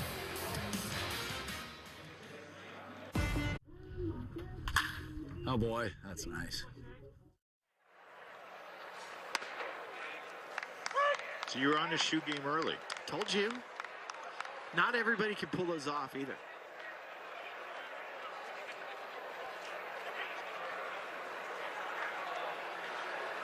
Here's Ryan McMahon now, live and in person against Dan Altavilla. And that ball is hit to deep center field.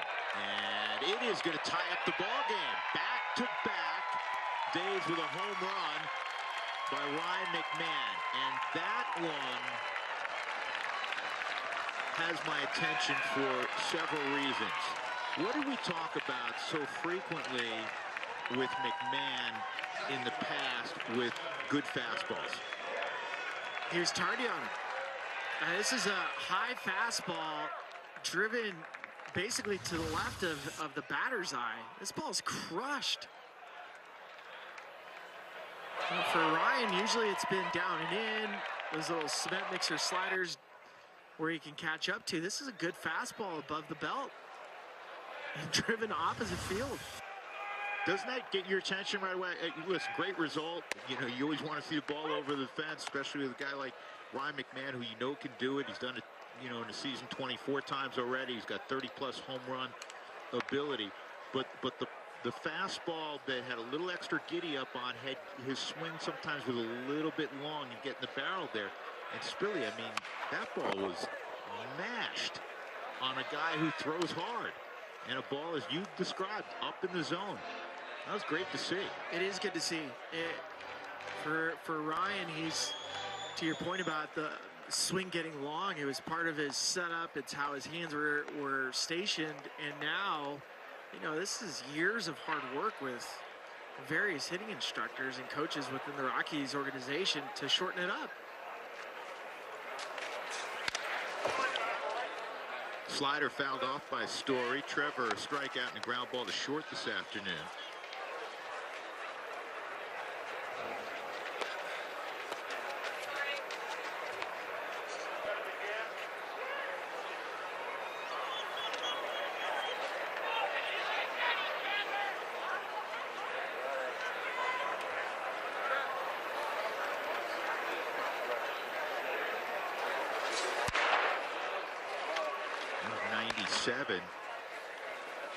But too tall. 2-2. That's incorrect. That 1-2. Trying to get the exact velocity, Spilly, on that home run by McMahon. I'm guessing it was 96, 97.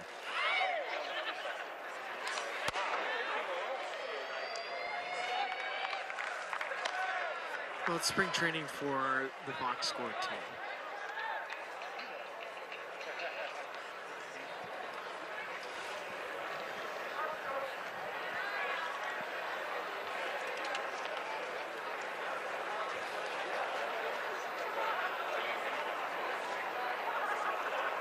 2-2 on Story. Ooh, that'll wake you up.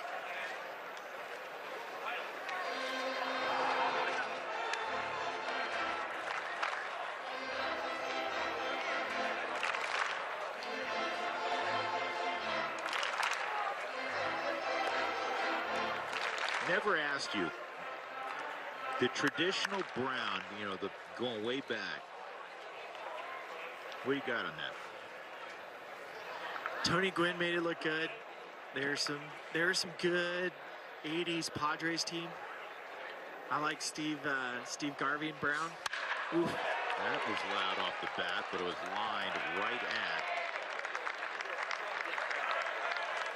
at left fielder. Let's go back to Ryan McMahon's swing. I'll show you the short nut swing that he has. Notice where his hands are set up, and it's just simple. Right around his ear, drops the barrel on it. The barrel's, obviously, you don't have to drop the barrel on a high fastball, but he's able to get to it. And that pitch was a swing and a miss last year and even the year before. For McMahon, He had the Nike swoosh going a little bit. he had the swoosh. It reminded me of Ian Stewart's swing, but now it's starting to get a lot shorter. Charlie takes a strike on a slider. Well, for McMahon, when you go back to last year, Drew, 34% strikeout rate, it's far too high. And for the Rockies, you're talking about stealing bases. That's also loud, but right at the first baseman. Florimone makes the catch, 2 outs. When you're looking at the Rockies offensively for this season, sure, stealing bases would be great. Lowering the strikeout percentage has to be front of mind. Priority number 1 for this club, across the board. Hit the fastball when it's in the strike zone. Lay off the junk on the edges. See if you can slowly increase the walk rate. To me, it's can't miss fastball. If this group doesn't miss fastball, their strikeout percentages should drop. Diaz a double and a walk today. His double went to deep right center field.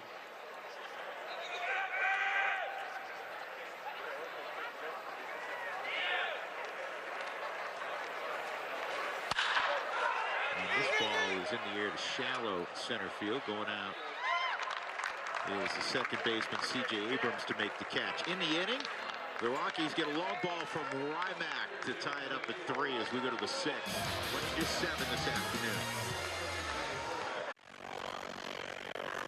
He's an adorable little one. See, Mike, can you believe that ball that Rymack, man, it was special. 3-3 is the score. With Ryan Spilborg, Drew Goodman, Joe Harvey's going to take over this afternoon for the Rockies in the 6th inning. And the first guy he's going to face is number 75 in your scorebook. Spilling number 1 in your heart. Gosuke Kato. I'll tell you all about Gosuke. Here's my partner, Ryan Spilborg. Let me get into his mind.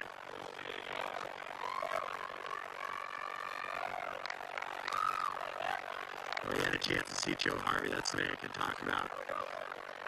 Last year, appeared in 4 games. 3 1/3, 2 strikeouts. Good camp so far for Joe.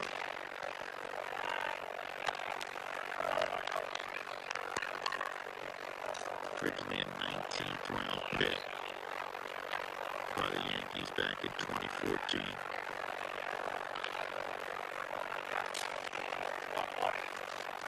Kato takes out his own 2 now.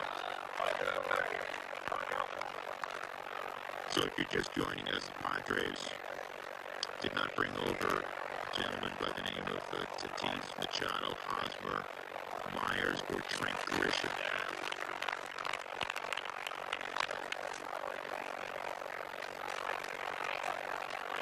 Tatis has been a little under the weather, hasn't played that frequently yet this spring. Not related to COVID. Maybe let's point that out now.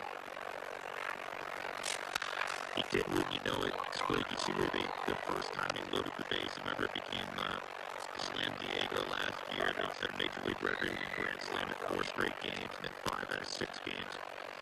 The first time they load the bases this year, first pitch is to Fernando Tatis with the bases loaded, and he went yard into his year against Arizona. If you ever run into him, by the way, I wanted to mention this to you.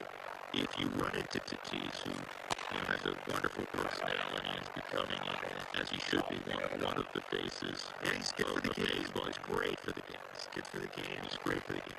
But Billy, if you do run into him down here in Scottsdale at some point, there'll be protocols they can't go out, but down the road, you let him by, okay? I will take him up on that if he ever buys the video. Cato is from Rancho Bernardo High School. Player of the year back in 2013. So a California kid. And he's at first base. And Jorge Mateo's at the plate.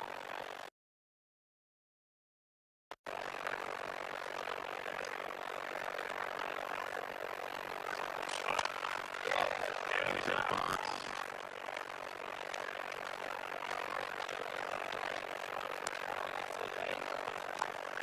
Isn't that something though? San Diego with 2 $300 million players. The left side of their infield. Well, and this is why I love this for a couple reasons. When you get the proverbial mid-level market or small media market, stop saying that. People need to stop saying that. Oklahoma City Thunder is not. Oklahoma City wasn't a big media market, but when they had the players in that team, it was must-watch television. Golden State Warriors, same type of thing. And when you have a good team and exciting players, people will watch.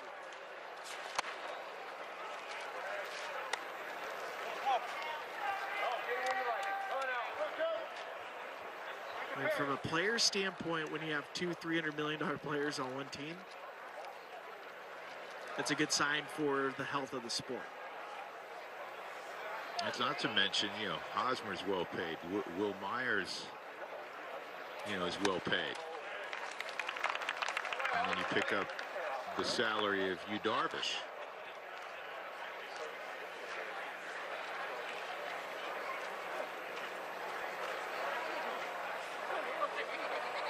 One and two on Mateo.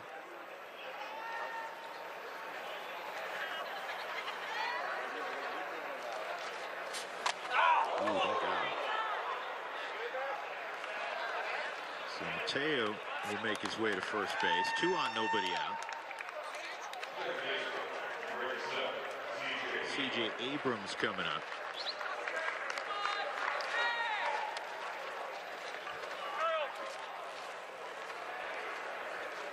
Chris Rabago is now behind the plate for Diaz.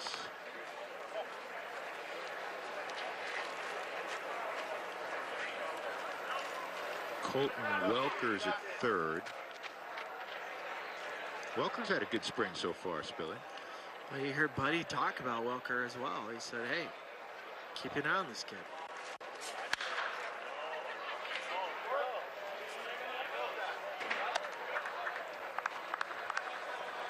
Eric Stanitz is at short.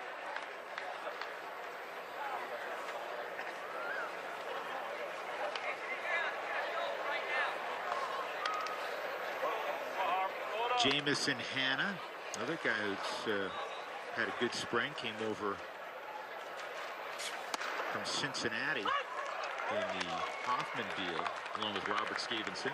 Now, Scott Garrett, who is the assistant athletic trainer, said Hanna in center field has just amazing instincts, and said reminds me instinctually and with his route running of Corey Sullivan,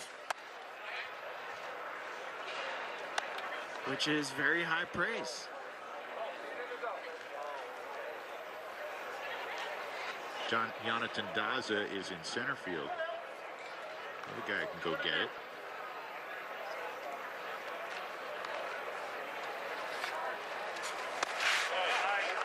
So Harvey gets a strikeout of Abrams.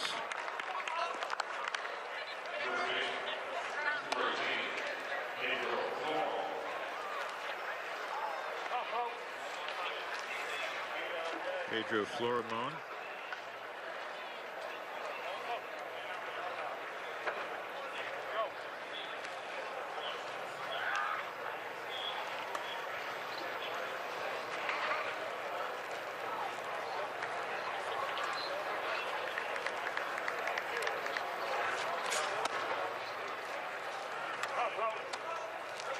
Do you remember your greatest day in spring training, Billy? I do.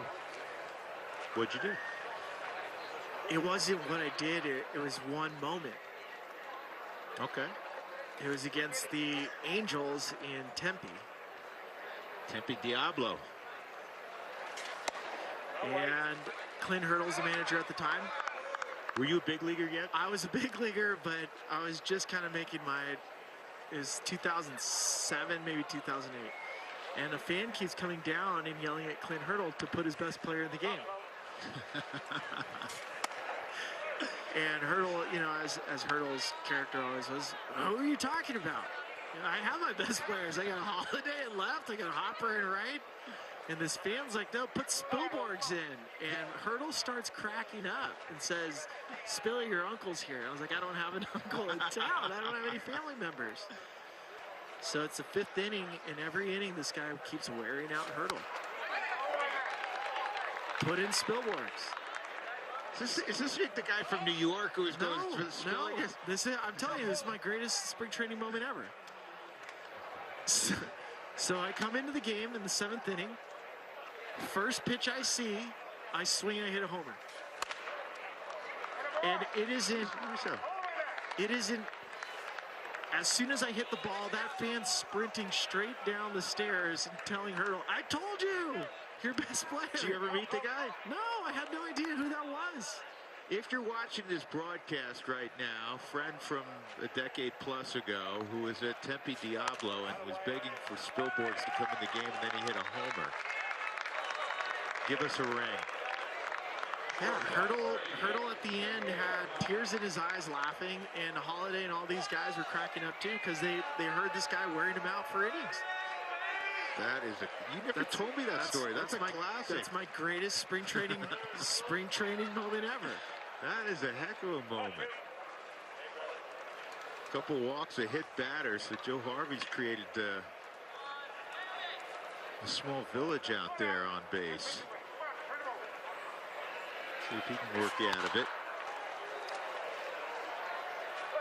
Well, all the misses for Harvey have been arm side fastball. So for Rabago, quick fix for some of these players is throw a secondary pitch. It's a slider. Maybe try to get something back foot to the lefty.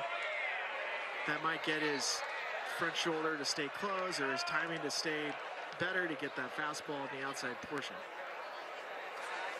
So there you go. There's the cut fastball inside or the slider inside. And now let's see if Joe's able to locate fastball where he wants it.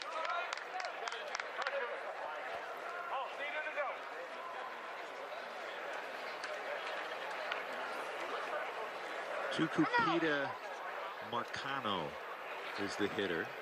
2 strikes.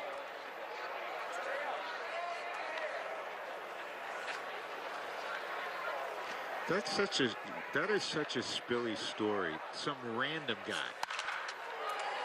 Not, you know, a buddy of yours from Santa Barbara. Never met him. Yelling at her. I like that guy. He's the best guy. Put your best player in the game. They're out there. What are you talking about? Classic.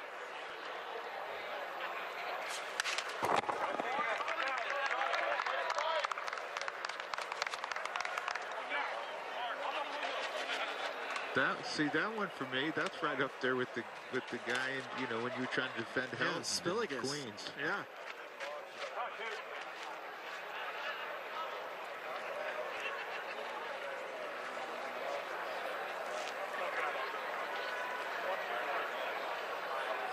Two strikes on Marcano, and that's fouled off again. Hey, by the way, because I know you took some video, right, of your drive down from Denver. How'd that turn out? Are you going to see any of it? Yeah, you'll see it tomorrow. Let's just say me and Waze are not friends right now. We're not on speaking terms. Waze forced me to drive to save 3 hours on the way. No, it tried to save 25 minutes, but it wasn't worth it. Which way did you go? That's out of play also. It took me through Arizona Highway 377, which is the old Pony Express, or 277, which is the old Pony Express Highway. Beautiful. I was going through, the National Forest that's back there. It was gorgeous. But when you have a travel trailer and 50-mile-an-hour gusts and no cell reception, it doesn't make for a happy driver. You were white knuckling it? He went. So Harvey's going to get the strikeout.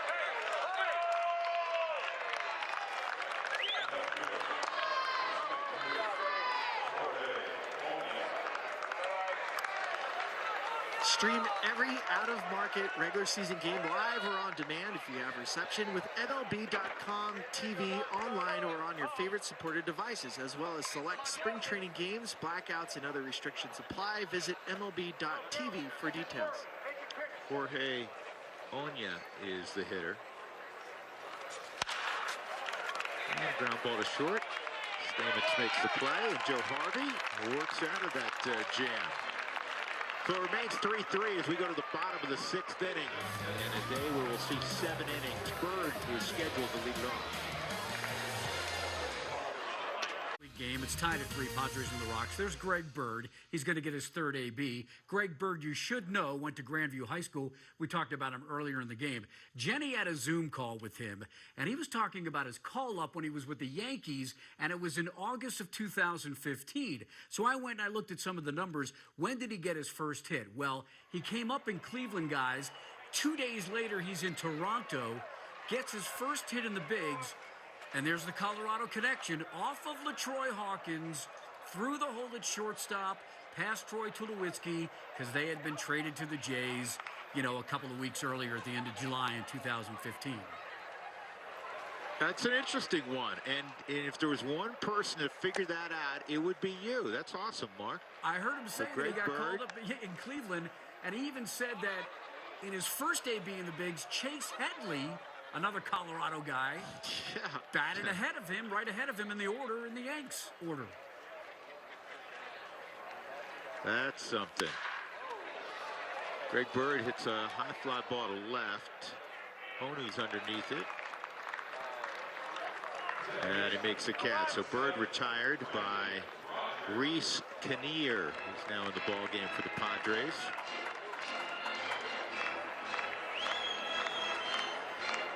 Well, here's Mason it's Thompson. not Kinnear, I'm sorry. Yeah, Mason Thompson, a third rounder from the Padres back in 2016. Hard-throwing right-hander from Round Rock, Texas. I mixed up the guys in the 70s. He's 71, and I had Kinnear in the game, who's 73. What was your first spring training number? Do you remember? 72. Brendan Rodgers a single in the 4th inning, 1 for 2. And he's going to be 2 for 3. He's having big spring. I know it's early, but that's now 7 for 18 in spring training, including a couple of home runs. And he, you know what? If you had to pick 1 or 2 guys that they really need a really good spring, would he not be near the top of the list? He has to be, in my opinion, and it's never make or break when you're a young player, but this is your chance to run with it. And for Rodgers, well, even at the major league level, we didn't see him make a lot of loud outs. We didn't see a lot of hard contact. And so far, what we've seen is consistently hard barreled baseballs. And this guy, Mason Thompson's throwing 97 miles an hour. It's really good to see. And in fairness to Rodgers, he has 97 big league at bats, and he's battled some injuries. But the time is now, and he said as much. One of the other things he came out and said the other day, and I really like this also, because whenever you were looking at Brendan Rodgers and assessing him and reading scouting reports, it's always been about the bat. It's always been he's going to be a plus bat and hopefully have the ability to hit 20-plus home runs in the big leagues. And he's going to draw another throw.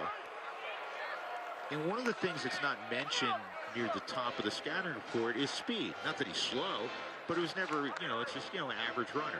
Well, he came out the other day and he said, you're going to be the, I'm going to say this first or something along those lines, that I want to steal 20 bases. If you have the ability to do it, do it. And I know Rodgers does. 2-1 on Hilliard, and he hits this in the air to center. And Mateo puts it away. 2 outs.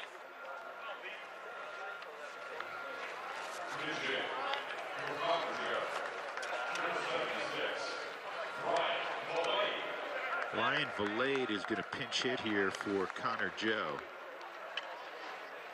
He's a well thought of player who's been in the Rockies system for a while, former high pick. Like so many young players, their original position, and that's going to be a base hit, is shortstop. He's now in the outfield. And Valade is going to push Rodgers from first to third.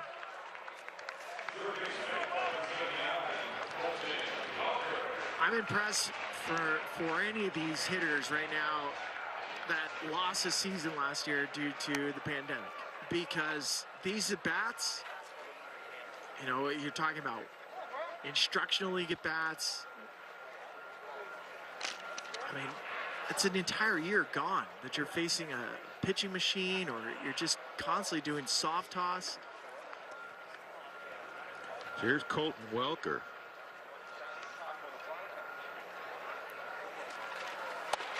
Back to back, you're seeing Valade and Welker, two of the better offensive prospects in the Rockies system that aren't far away.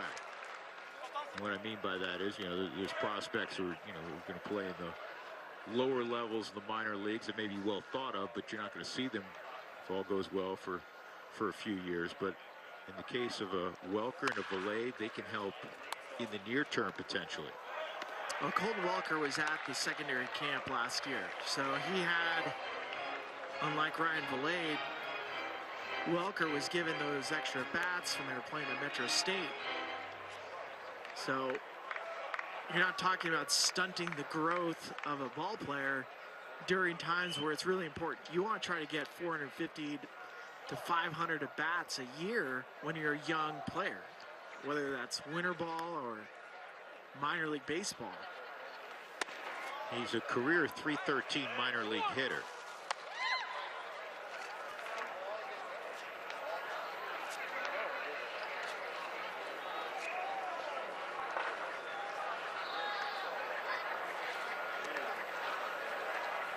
Fourth-round pick of the Rockies back in 2016 at Stoneman Douglas High School in Parkland, Florida, which everybody in our country knows about. Stoneman Douglas and the great tragedy a couple years back.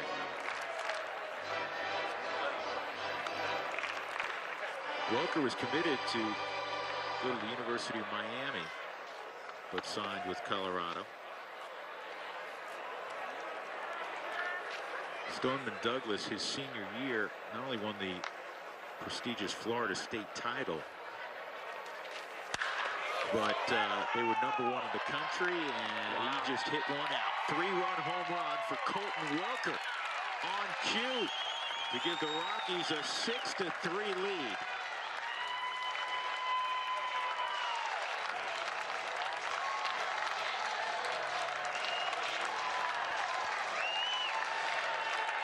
Last couple of days, Rockies have, first few days of spring training, not a lot of long balls. 4 yesterday, and they've hit a pair today. Last inning was McMahon. There's Welker. I love it. 2 strikes, hanging slider. And Welker was aggressive with his swing the entire at bat.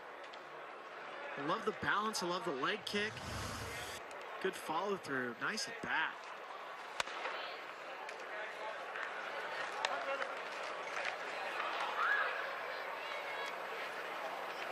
That'll make you smile.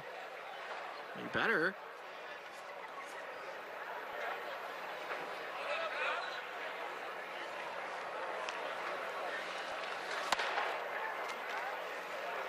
What do we talk about? Opportunity.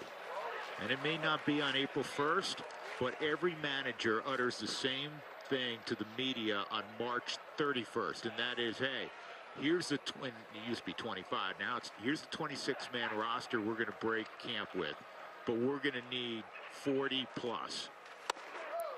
And so the Colton Welkers, the Ryan Valades, they may not be there initially, but at some point in time, you're going to see them in Denver.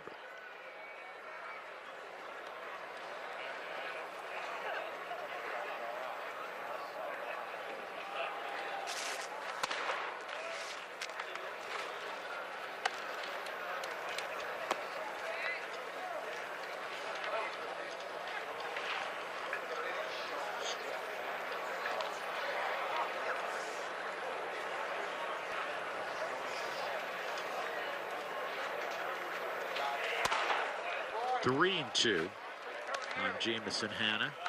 Speaking of home runs, Jamison, again, he came over from Cincinnati. He hit one out to deep right center field the other day. Well, sell out for fastball 3-2 and see if you can go back to back.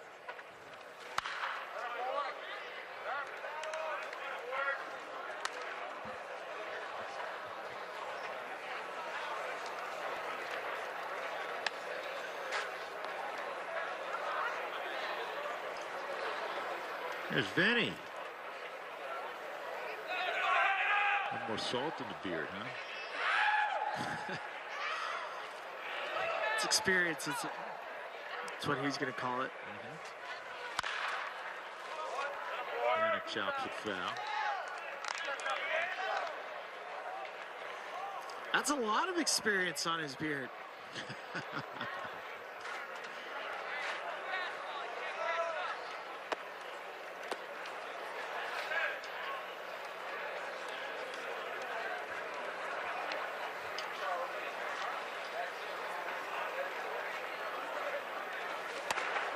Good at bat for Hanna. The 23-year-old will make his way to first base. Native of Flower Mound, Texas.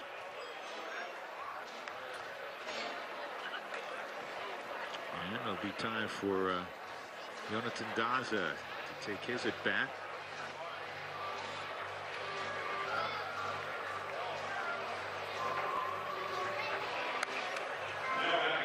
We got to mention, I failed to mention it earlier,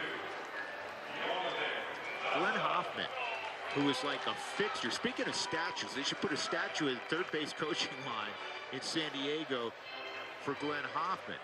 Trevor Hoffman's brother retired at the end of last year. So on the third base coaching lines now is Bobby Dickerson for the Padres.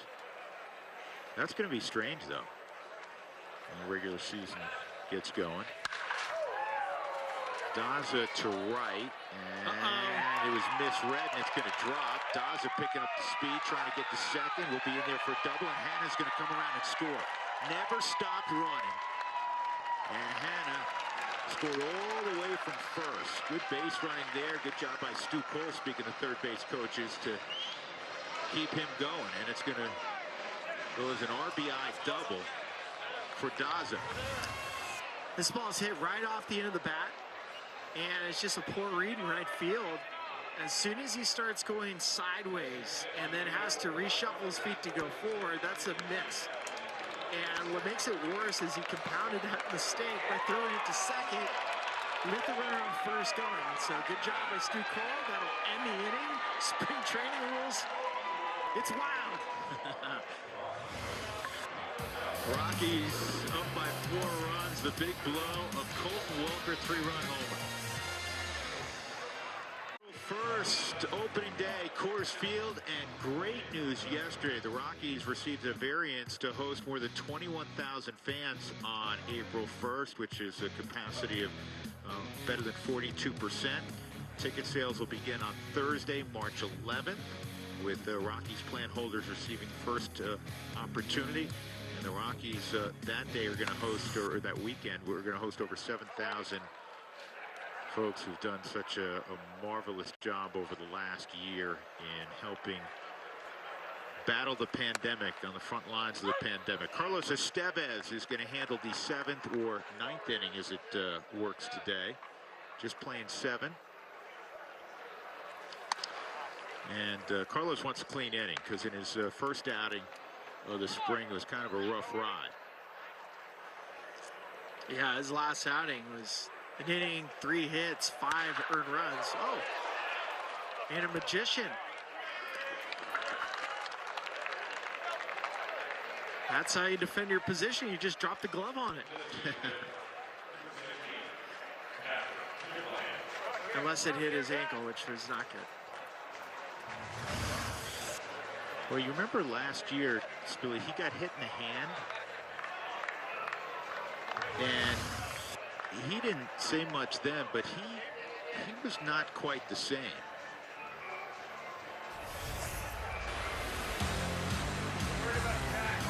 And that was a comebacker a year ago.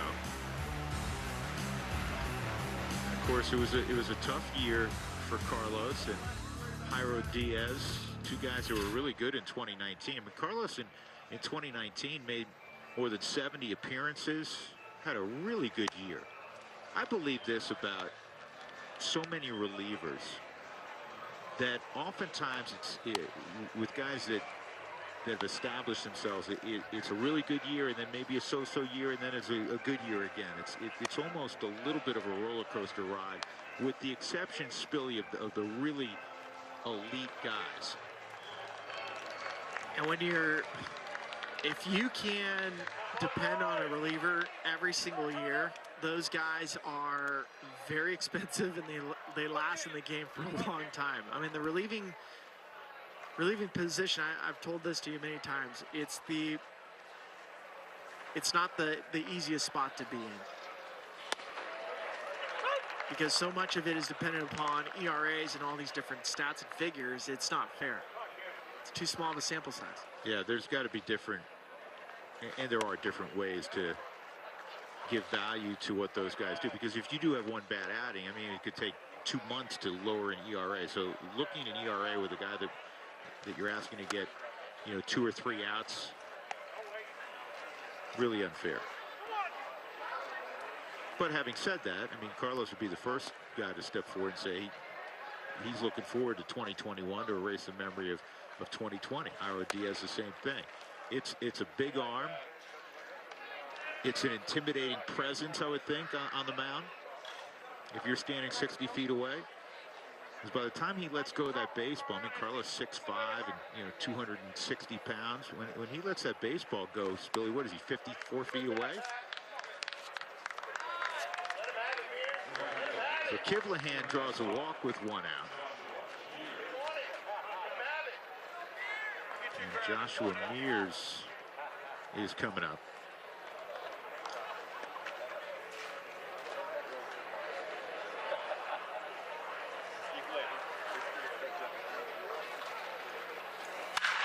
And Mears has just put a 2-run home run in the book for himself. 7-5. Wow. He got the barrel out, didn't he? He just watched a walk. He just watched Carlos miss location and rolls up to the plate, first at bat of the day.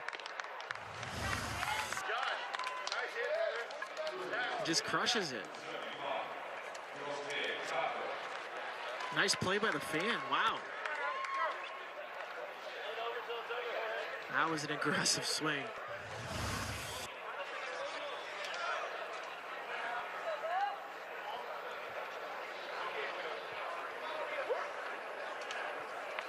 Gosuke Kata from San Bernardino, California, takes a slider for a strike.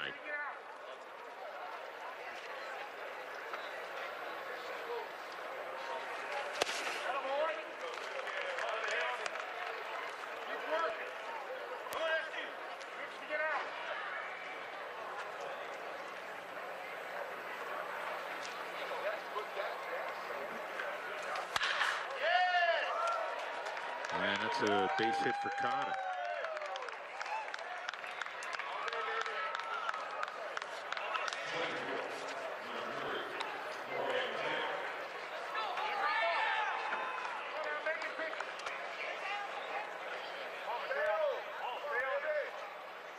Well, I know who Jace Tingler's favorite guy is.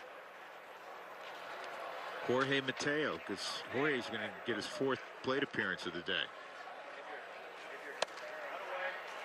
Not easy to do in spring training. No, not right now.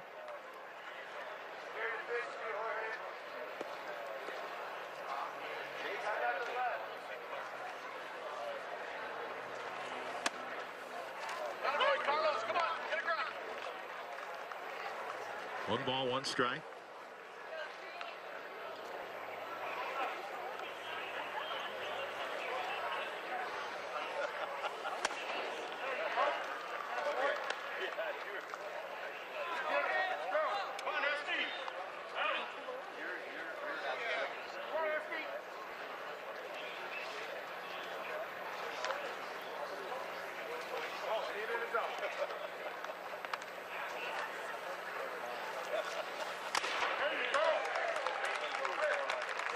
If you're just joining us, Ryan McMahon hit a home run in the ball game on a upper 90s fastball.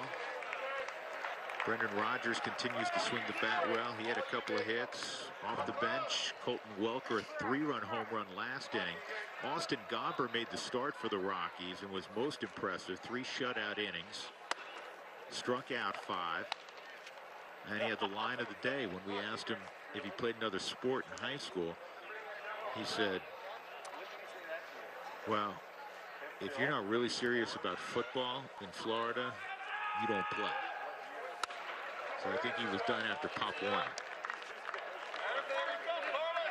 That was like one of my favorite lines of the day. It was great.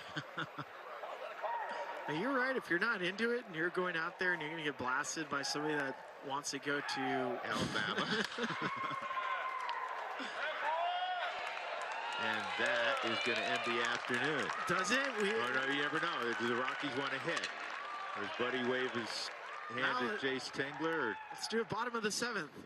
We may be. Nobody's going anywhere. We have a pitcher coming out. Yeah, that's right. So we're going to hit. We're going to hit. And then juice slices and ice cream after the game.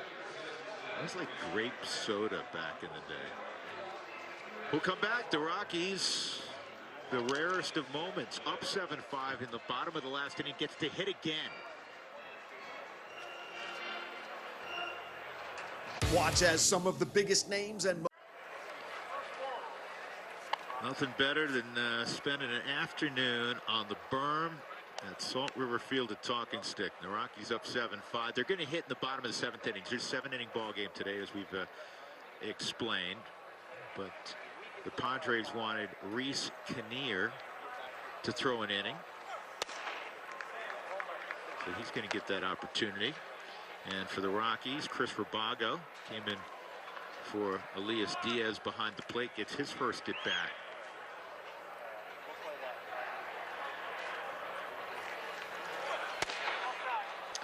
Catchers in spring training get it the worst out of everybody. They never get enough at bats.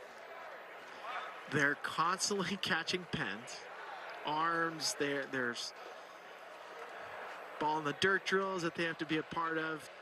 Like I said, tomorrow, bunt defense, which they will be a part of.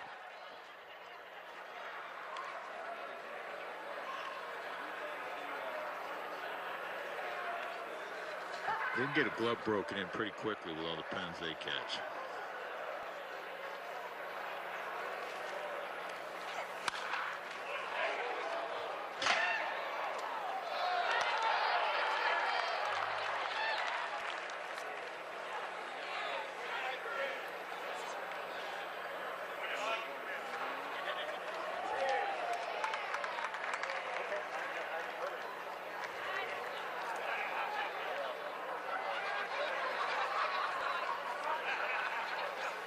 Look at him. And they get hit by pitches. It's not fair to be a catcher.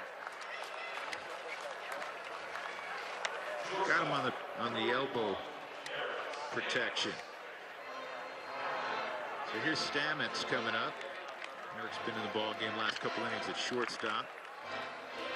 Story today got 3 at-bats, 0 for 3. His last time up, he hit an absolute rocket, but right at the left fielder. Onya.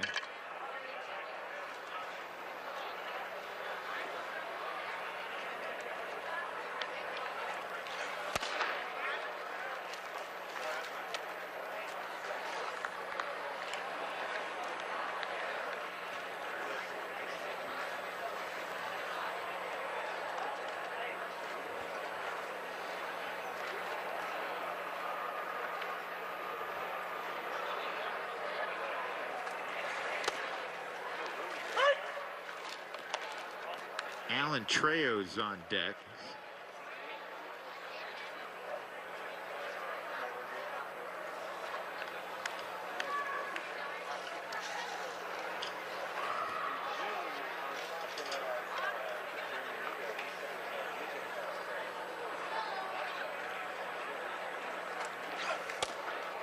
That just missed 1 and 2.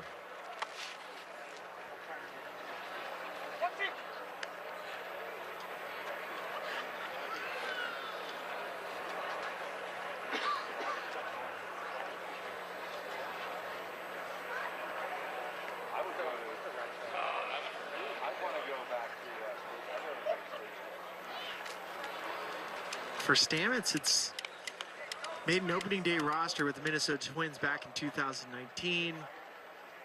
He was with the Rockies all last year. We just never got a chance to see him because he was at the secondary camp. But you can imagine, you know, how far removed being in the major leagues feels like to a guy like this. He's going to go down here, and then I'll bring up Trejo.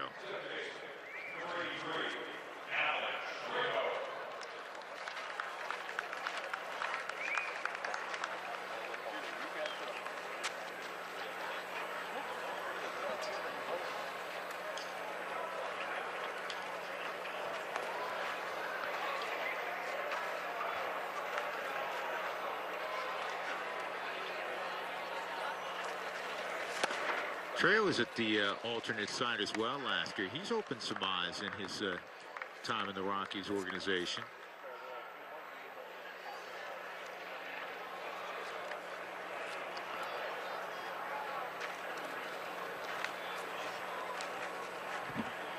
'16th round pick in 2017 out of San Diego State, where he was an aerospace engineering major, which is another thing you have in common with Allen. I mean, that is as far away from my skill set as I mean, that is oil and water. Yeah, you and me both. 2 strikes on Trejo.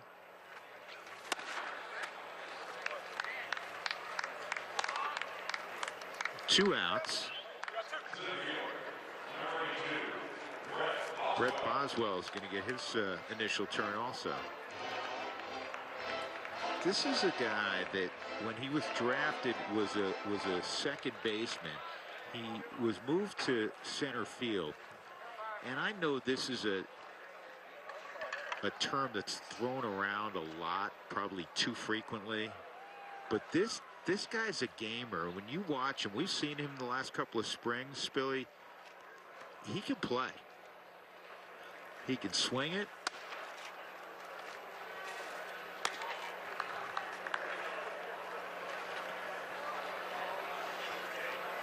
Did you find that there was always some guys that got overshadowed by the bigger name prospects or the higher draft choice? I mean, maybe you initially you probably were one of those guys until you really made a name for yourself.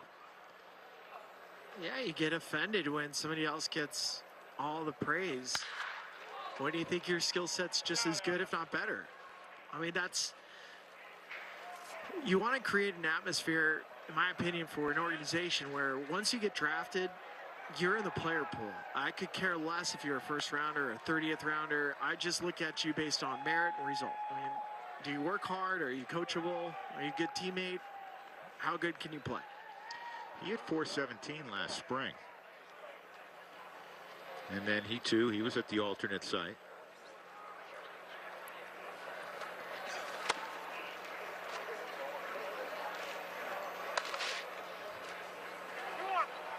I always forget with you and Sully. Were you 7th round, 8th round?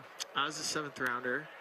I believe Sully was a 7th rounder, or 6th rounder, 8th rounder, somewhere there. Because Boswell was an 8th rounder.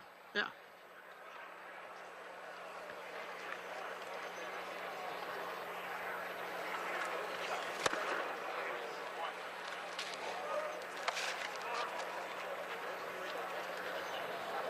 Kinnear's got pretty good stuff. Yeah. I don't think the guys were really enjoying this at bat. They're like, why didn't we just stop at the top of the 7th?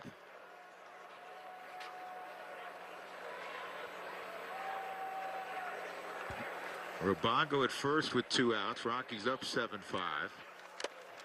And Robago's going to move up on the dirt ball.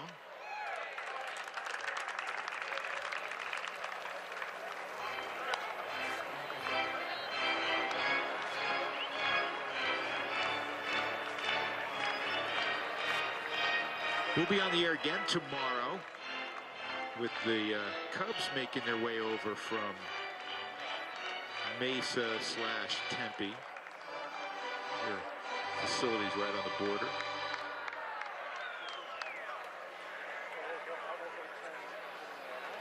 Just about a 15-minute drive from here. Beautiful thing about the Cactus League. More spread out down in the Grapefruit League. And that strikeout, I believe, is going to end it. So who gets high fives now? Well, individually, Kinnear earned high fives. He struck out the side. Collectively, the Rockies get high fives because they won the ball game 7-5. Yeah, but they're not going to feel as good because they just struck out the side. So they're not happy high fives. They're a little more indifferent high fives, but high fives nevertheless. Spilly, that was fun. We're going to do it again tomorrow, as we mentioned, with the Cubs in. And very quickly, we saw some good things. Saw some great things. I loved getting a chance to see Austin Gomber today for the first time. Saw 4+ pitches, command of both sides of the strike zone. We saw some nice at-bats from Brendan Rodgers. You know, for a spring training game, Rockies look like they're in a good spot. 6-3 so far. So a good day for Buddy Black and the Colorado Rockies. Time to head back to Denver and Mark Stout. Stouter? All right, guys, yeah, that was fun. Gomber was good. 3 innings pitched. He struck out 5, and he utilized all 4 pitches, and he was interesting when we talked to him on the air as well. So good for Austin Gomber, the guy, as you know, that came over in the Nolan Arenado trade. Hopefully he makes the starting rotation. So far, so good. Drew mentioned it. We're on the air tomorrow at 1. Cubs coming over to play the Rocks. Saturday, another 1 o'clock game against the Mariners. Then the time change. Monday, it's the Dodgers at 2. And then the final weekend of March, White Sox at 2, Royals at 2, and then the Rockies head north, and we get things going for the 2021 season. How good is it to say that it's going to happen as scheduled?